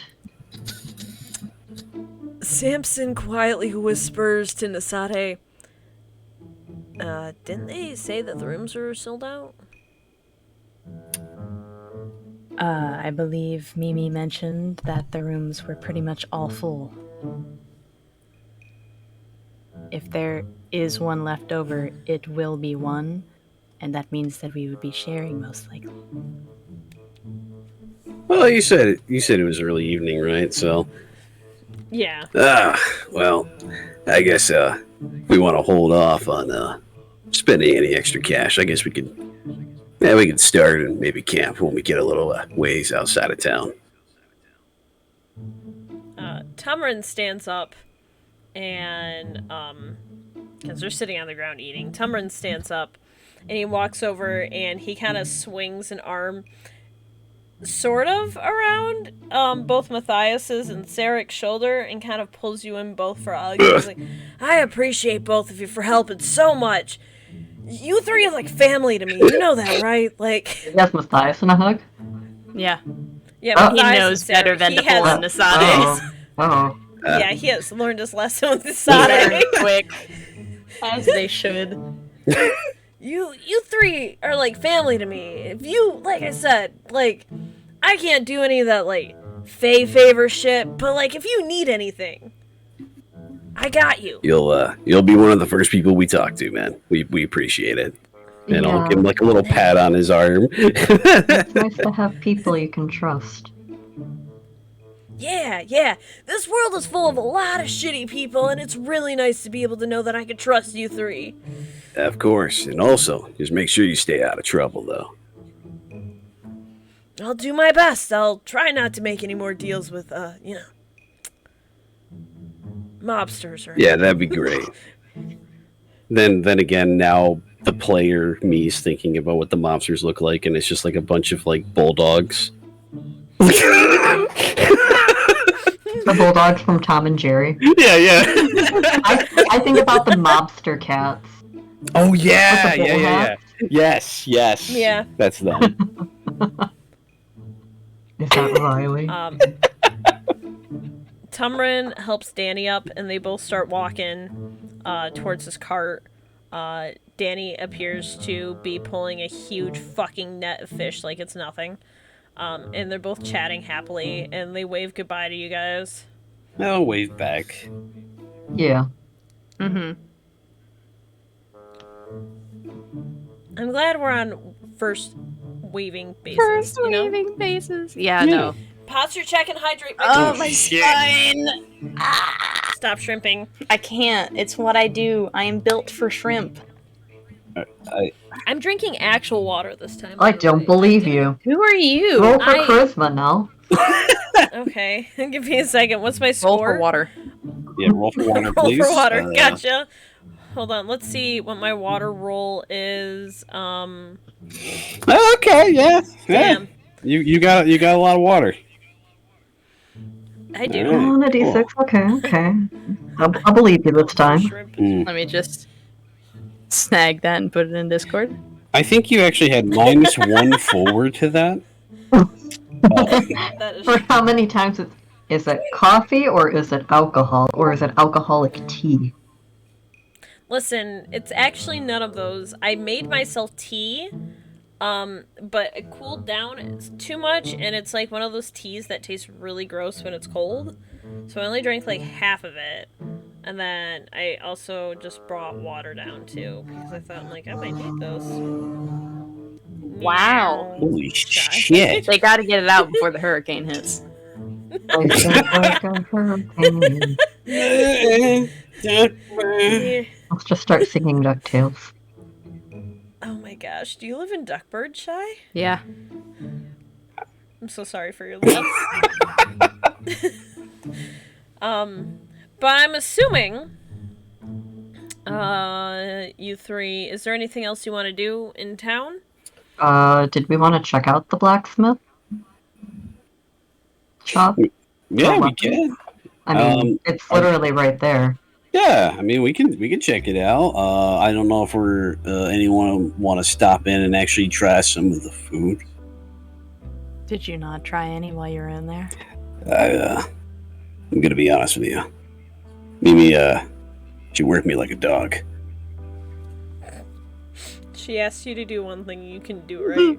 Nasade's shoulders start shaking. Yes, I'm sure it was very rough. I mean, she's very nice, but you know, I I did my best. If you'd like to stop in and eat, we can.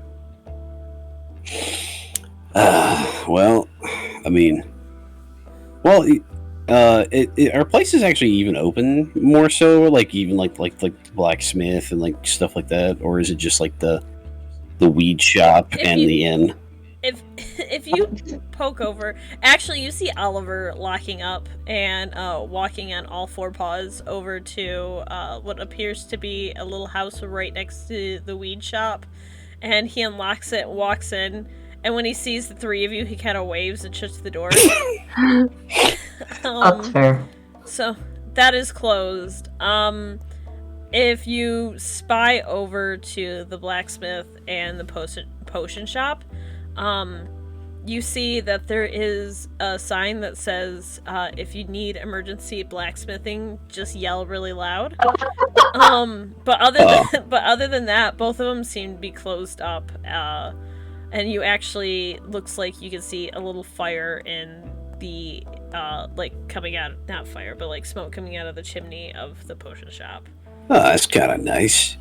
Yeah, they got a yell system over there. Like I thought, maybe we should just get food. All right, yeah, we can get some food, and you guys want to head out? Sure.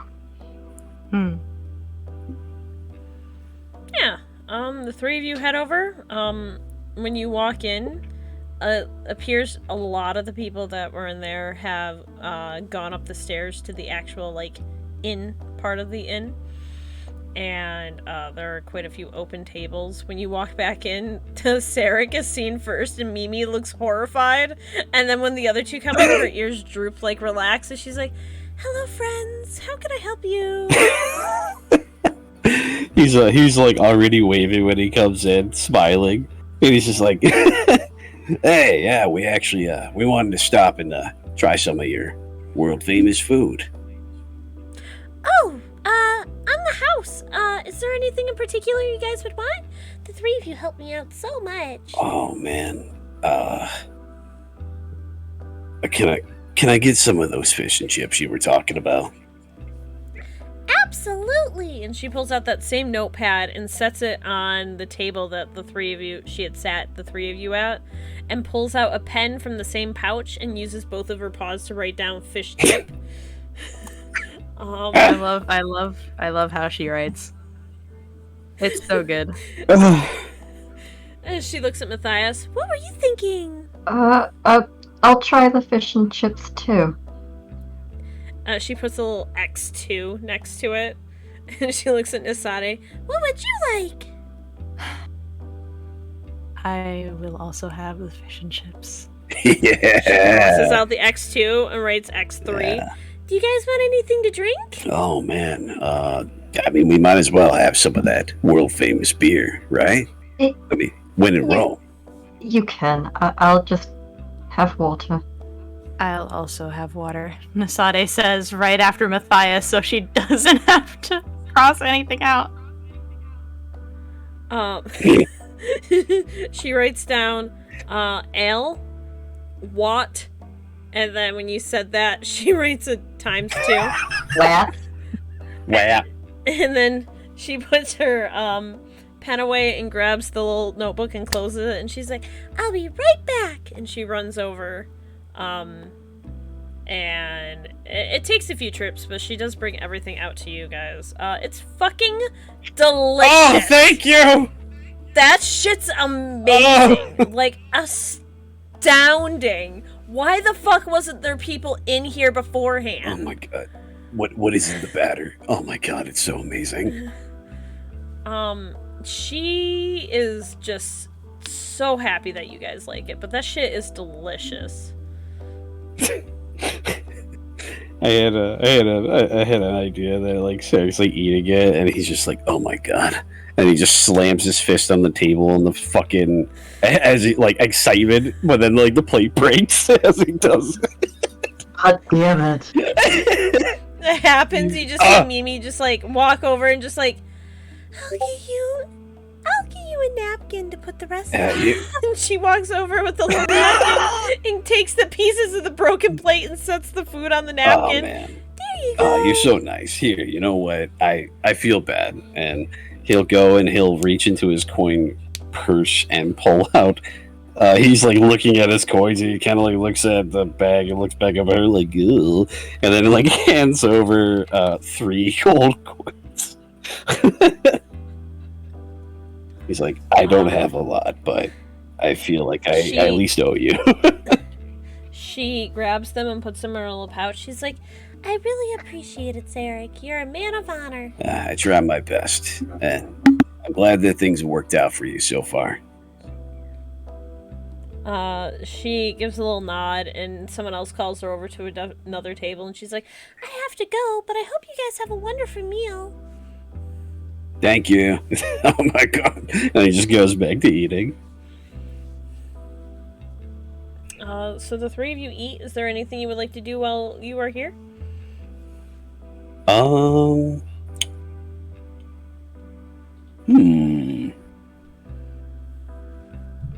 think at some point Sarah just like looks up at both Matthias and Nisade and just like, I don't know about you guys, but I'm losing my fucking mind. This is amazing. It is quite good. Oh my god. You just see his like a little, like his eyes get a little misty. And he's like, this is good. It's good. And he just keeps eating in silence.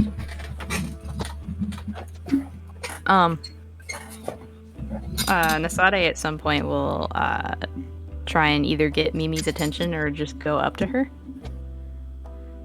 It's probably easier just to go up to her. Matthias looks longingly at Nisade like, please don't leave me. Before Nisade left the table, they probably would have been like, I'll be right back. Oh, we'll be fine. Oh god. Sade looks at Matthias specifically and just holds up a single finger, like, real quick, just 1 second. Hey, man, you better eat your food. It's getting cold.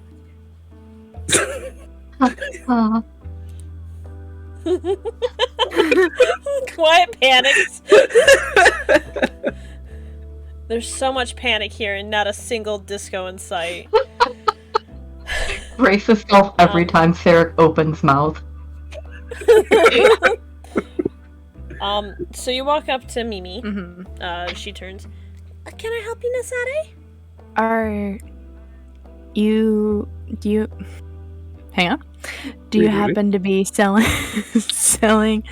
the product from Oliver already? I've had a few people buy, but not a whole lot. I have to get better at, telling people that I have. And she kind of puts her paws up, but she tries to like do air quotes, but she can't do air quotes, so her paws just kind of curl in, and she just says, "The stuff, Right. Would I be able to get one off of you by chance? Oh, for sure. And she hops behind the table. She's like, This I can't particularly, give to you for free. It would be 2 gold pieces. And she slides over what appears to be a leaf pouch that contains you saw the product before, but it's essentially weed that looks more like cocaine. Got it. That's the best way to describe it. It's a powdery substance, but it is plant-based. Alright. Nasade puts the 2 coins in front of her. I intended to pay regardless. I really appreciate that. I hope you enjoy it. That's enough for 1 dose. You have to set it on fire for it to work. I don't know if you've ever used it before.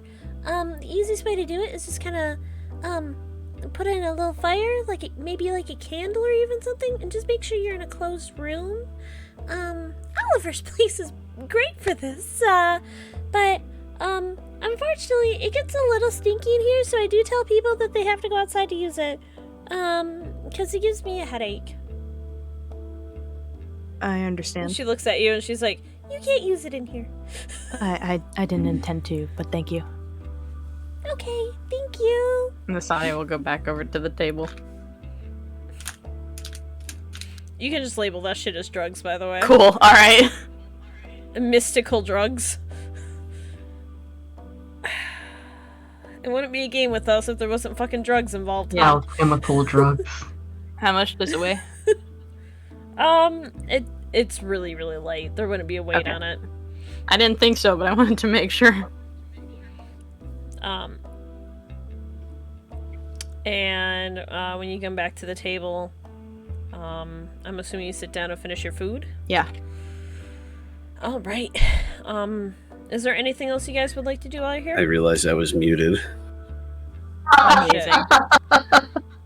Happens to the best That's of us. okay. All I said was, how much does one drug weigh?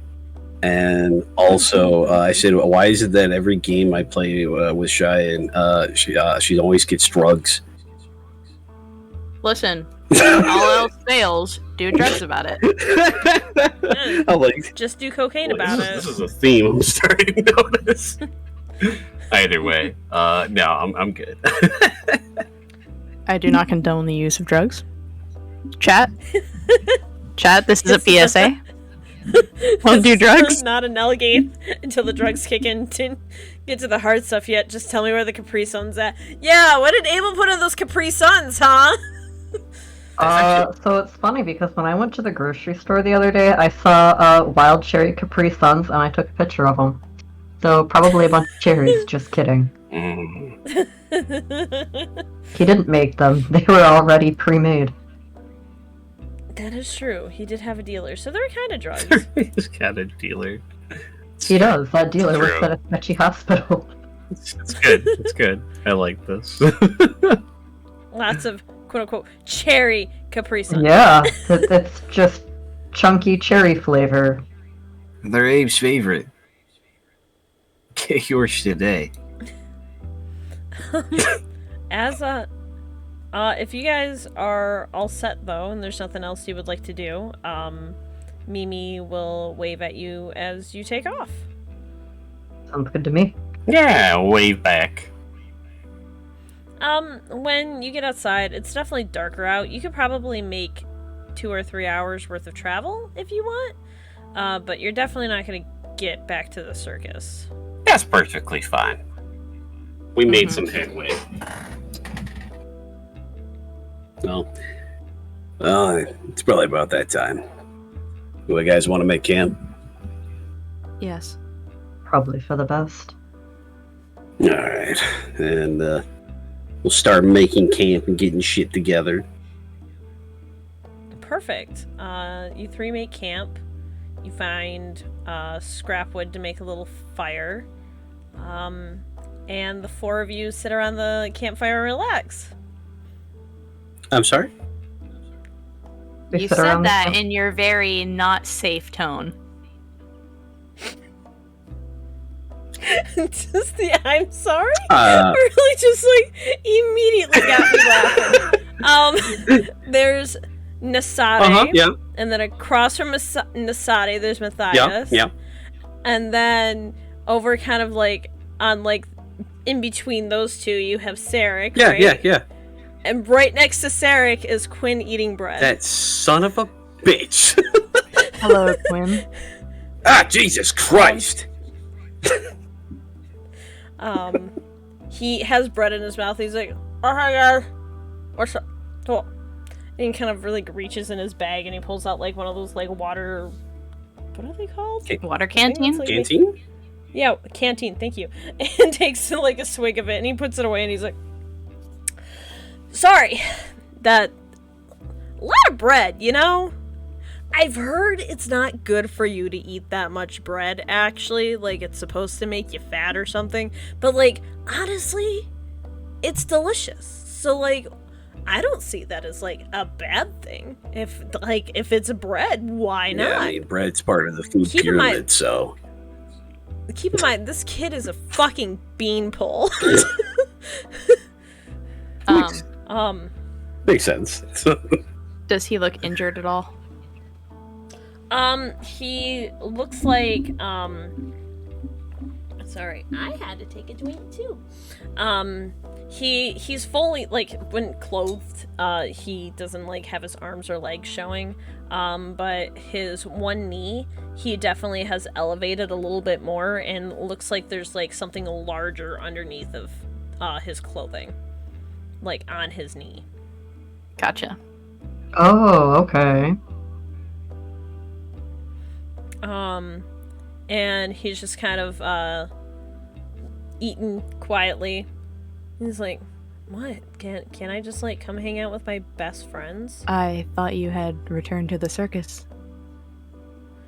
Well, I did. But, after tonight's show, I decided, I wanted to not be near a total raging bitch for 30 seconds. I'm so sorry, Sarek. I know it's like a thing with you Yeah, guys. it's fine. I'm so no, sorry. it's fine. But It's great. yeah.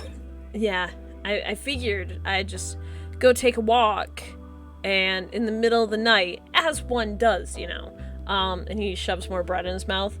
And then I saw you guys, and I thought, wow, what a coincidence. Like, my best friends are here, and they wouldn't mind if I sat down a fire and just hung out, and, like, maybe not stand next to Hiya when I definitely did something to piss her off. And he takes another drink. Would Matthias be able to make a connection between, Quinn's knee and what happened with, Bartholomew? Absolutely. Okay. I imagine Bartholomew is kind of like eyeing his knee and looking at you like, what the fuck does this mean? But yeah, I might have found a beehive and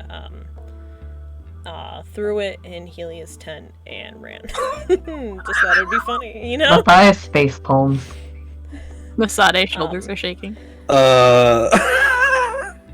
Sarah just slowly turns and looks at him. And it's just staring at him now like, what the fuck? One of the halflings can control bugs. So, like, they can take care of it. It's just funny, though. Right? I think I'm funny. I'm funny. You don't have to confirm it. Okay. Well, that's hilarious. Glad to see that you had some fun. Tried my best. You three making camp for the night? Yes. Awesome. And he pulls out his pack and he starts pulling out his tent. And he's like, who can I sleep next to?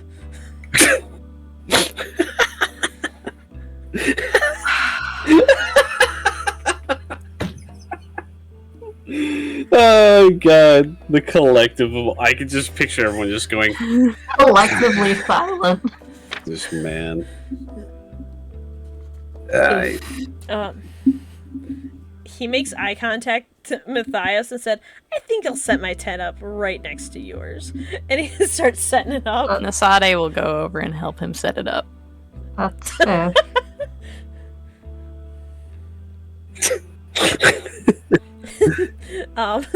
While setting it up, he kind of stumbles a little bit. Clearly, like, his knee gave out. And he kind of stumbles into Nasade, and he stands up and he's like, I'm so sorry. Bad knee. You know, it happens. You're all right. Something about consistent injuries and such.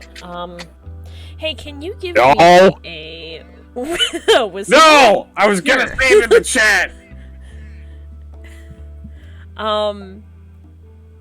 It takes you a moment, and you can't tell what, but your person feels lighter.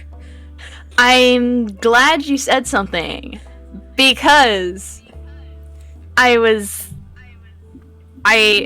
knew that when I was helping Quinn, that the moment that I was done, I was going to be like, alright, I check all of my pockets to make sure everything is there.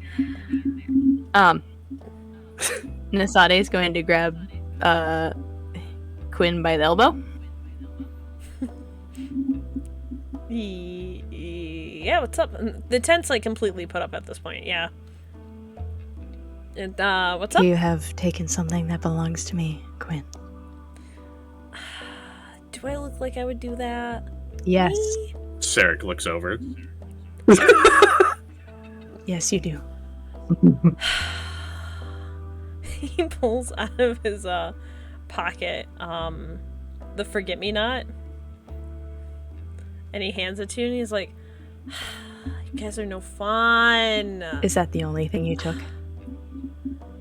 Yes, it's the only thing I took. Are you sure? I'm gonna check myself. Like to I'm determine checking that? myself. Yeah, that's the only thing you Okay. took. Well, Don't well me. Is it yes or no? yeah, no, there's something else missing. You're Your right. mask is gone. It's just fucking What's gone. missing? Your drugs? Yep. Of course. The fucker took your drugs. Quinn, What? hand me the drugs. He digs in his like pouch and he pulls out the little leaf pouch of drugs and he's like, Oswald at least pretends to not notice these things. You guys can't play a fucking joke. And he hands it back to you and he's like, well, I'm gonna go to bed. That's then." because Oswald likes you. I beg to differ. He's very annoyed with me half the time. I'll have you know. And I want my reputation to say that he's very annoyed with me constantly. Can't let anyone know that I'm soft. Anyways, I do have to go to bed though. I've been walking a long time on a very injured leg. Do you want me to help you with your leg? And like the genuine shock that you asked him that. After he just stole shit from me? Yeah, I get it. It was a very like, and he kind of looks down at his leg and he looks at you, he's like, you mean it? Yes, I was going to offer it. You're lucky I'm still offering it after you pickpocketed me twice. That's in your defense, that is fair. That is a fair reaction to being pickpocketed. I get it. I would be pissed if someone took something out of my pockets. Yeah, too. it's crazy. Yeah. And he doesn't say anything, he's just poking the fire.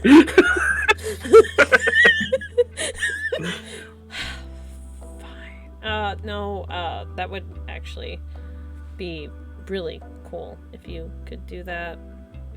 Really nice of you. He looks kind of like a little like embarrassed to admit that he would appreciate it. I'm going to preface this by saying I cannot promise that it will be completely better. That's fair. I've got enough. This baby holds enough magic. He's like patting his knee. I should probably tell you before you do it because I don't know if it's gonna like affect your spell. It's a prosthetic. Mm-hmm. Okay, just making sure. Like I don't. Like it's fake in there, and he kind of knocks on it. You hear like a hollow sound. Nice. But that would be. Well, he sits down on the ground and extends his leg. Do I roll my wisdom for it? Ow. It would be your. What are you casting? That's a good question. Oh, God. I see you're controlling my thing. I am. I'm sorry. I was looking through. You can. No, look you're at good. It startled me. I don't remember your spells. I also don't remember my spells. Cure Light Wounds. Yeah, there it is. Which would be you would. Is it a rope? I don't think it is. No, it is. It's a first level spell. It's a first level spell, so you'd use a spell slot to cast it. Mm-hmm. So just go ahead and roll a d8.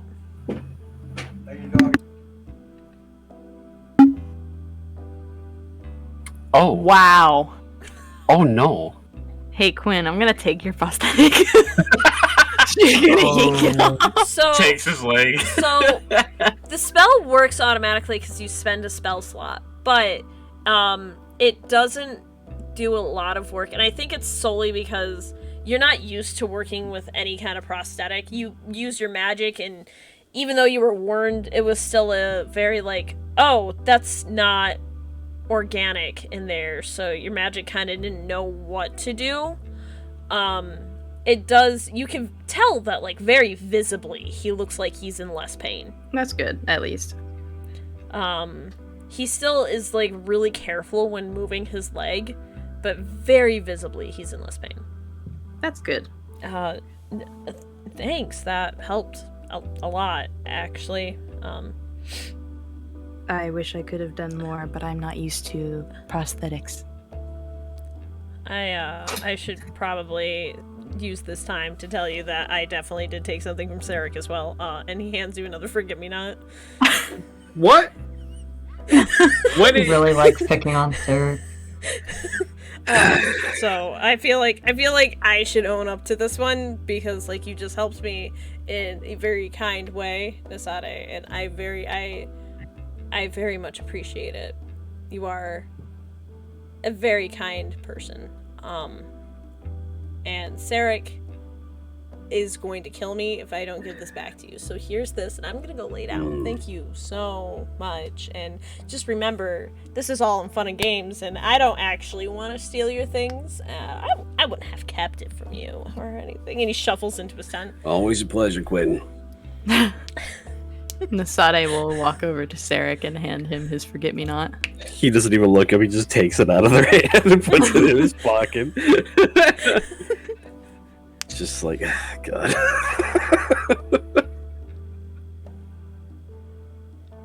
But yeah, is there anything else you three would like to do before you go to bed tonight and we end the game session? Yeah. Before Matthias goes to bed, he's going to check himself real quick, too. Oh, absolutely. Nothing has been taken from you. Okay. We know who the favorite child is. Well, I mean... That's the coward. What? Matthias is supposed to be protecting him. I don't think he would want to, like, you know... But I don't think Quinn knows that. He might. Who knows? How would you like to determine? I think the only way I could determine it is if I fell asleep and talked with Oswald. That is true. You could do that. Provided he decided to show up. That is true. He was a wreck the last time you saw him. Sure was. Okay. Just gonna go by that one. But if there's anything else, is there anything else, or I don't think so. No, I think I'm pretty good too. Okay. Alex? Yeah.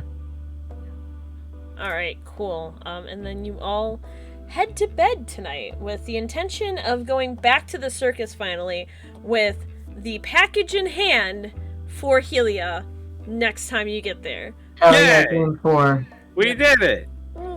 4 game sessions for a 1 game session quest. We Woo! did it, There were a lot guys. of side quests. Honestly, I think you guys had more fun in the Puka Village anyways. It was Absolutely. delightful. That was the greatest fucking detour. I'm so glad we decided to go to the fish village. Oh god, it's so good. I will defend them. I want to be their champion.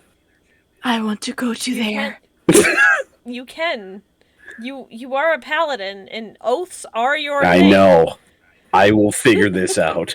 I thought about it. My patron will be Danny. Danny! Summons a tiny fox on the field who throws his fishing rod. These- Do I have fish-based magic?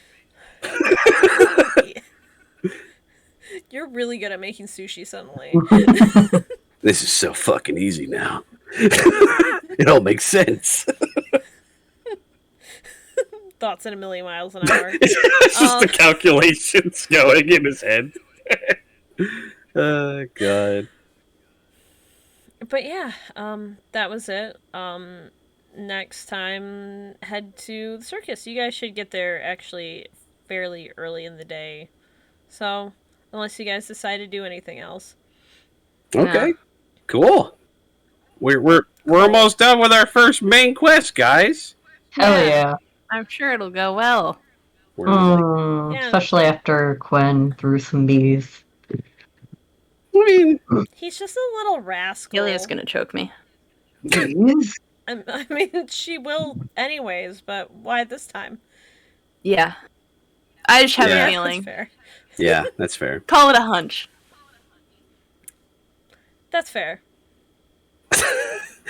That's completely I'm fair. sure she'll be fine. Uh-huh. She's pretty nice when you get to know her. Mm-hmm. Yeah. Sure. I bet. Yeah. I don't see what the problem is. You know, I bet Quinn would say the same thing about Oswald. Yeah. Sarek is red colorblind? Red says All I favorite see I are love- green flags. I am green. It is the green flash. Hi. That's why Mimi didn't realize how bad of a fucking dishwasher I would be. He's very charming, but Jesus Christ, he's terrible. Don't tell him I said that. Please God. He's really Yeah. nice. I think I'm getting the hang of this. Oh god, oh no, oh god, oh no. Oh my god, it just hit me too. Great, oh god. When Mimi was talking about the blacksmith, he's a bit of an idiot, but he's really nice. Please. Yeah. Like, Yeah. oh, it makes sense. Yeah. And laying out these fucking little treats here and there. Ah, And the potion maker is kind of grumpy. Yeah. Yeah. And the plant woman is really into plants. Very, Crazy. Really? very into plants. I thought you'd appreciate the whole drug angle. Yeah, it's great. You know, that seems like something that Rose would get into later on. I feel Yeah. like this. She's just like, you know what? I'm gonna open up my own When like, little y'all Etsy teach page. her what a weed is, it's all over. That that's what the reel's gonna do. I saw this cool thing online. No, don't tell Hey, her about that. Rose. Oh my god. I know a cool plant you should check out. It's really fun to burn. Abel takes Willie to, like, that Christmas whatever, comes back. Why does this house smell like weed? What? Is They were literally gone for a day. is Rose and the real baked? Rose is laying on the coffee table, and Thorn is up on the ceiling fan, and it's just slowly spinning. She's like, Thor's just like at her arms and legs hanging off of it though as it's going. They're just walking Gosh. into a haze. Jesus The Christ! reel's not even affected, and he's like, "This sucks." You guys are It boring. would work. I didn't even get secondhand. This sucks. Oh my They just gosh. keep eating Doritos. They're not even doing anything. They've been watching white static on TV the entire time. Rose is like, "This is my favorite show, guys." I like when it goes. It always goes. This chat in the background. Hey, Rose. Oh God, who got high without me? It's, fucking Chad is in full centaur mode as he comes out of the bathroom. Tumbling out. Yeah. He's, oh, hey, how's it going? How did you even fit in there? Carefully.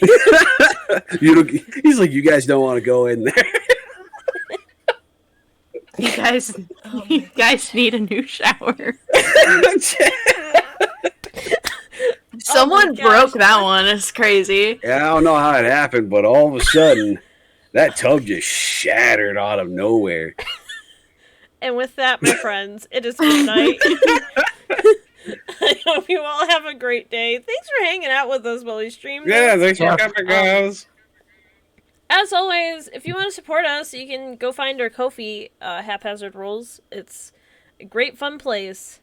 And our recap was there. If you guys like the recap, we'll keep doing it. I just thought it'd be a fun way to do it. Also, Alex is a wonderful fucking writer, so, like, everyone thank Alex Yeah, again. let's get a thank you, Alex, in the chat. Thank you. Yeah, get a thank you, Alex, going in the chat. I would really appreciate that. Fish.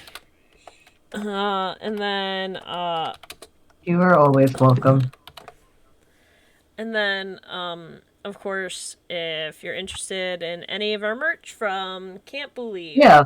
we still have that up on our store, which I will find in just a moment. Brad, announce your voice. That's yeah, Brad, go ahead. Oh, hold on. Let me grab it. I'll just post the link in the Discord. Make sure to buy all of our merch. If you like water, we have things to put it in. Yeah, we do have water bottle. Actually, I unironically use my water bottle a lot. So, it is a really good water bottle. Like, at first I'm like, no one's gonna use this. I really like it. Oh yeah, so we gotta do... Yeah, so I need an Alex command now, and I need to make Shy's command shorter. Gotcha, Yeah, cool. I there can you do I that. think we I should can do have that, one Dark. for all four of us. Not for me. I will not give anyone that power over me. How Thank you. dare you? There is a way for your mods to make commands, pretty sure. Probably. Everyone hydrate before we sign Oh, off. fuck. And I hope everyone has a wonderful night. Thank you, Shy, and thank you all of you. If you missed any of it, or you want to go back and watch some old stuff, we got all VODs up on my YouTube channel. So cool. Anyways, I'm getting really tired. I love you all. Have a good Bye, night. guys. Bye. Bye. Bye. Bye. Bye.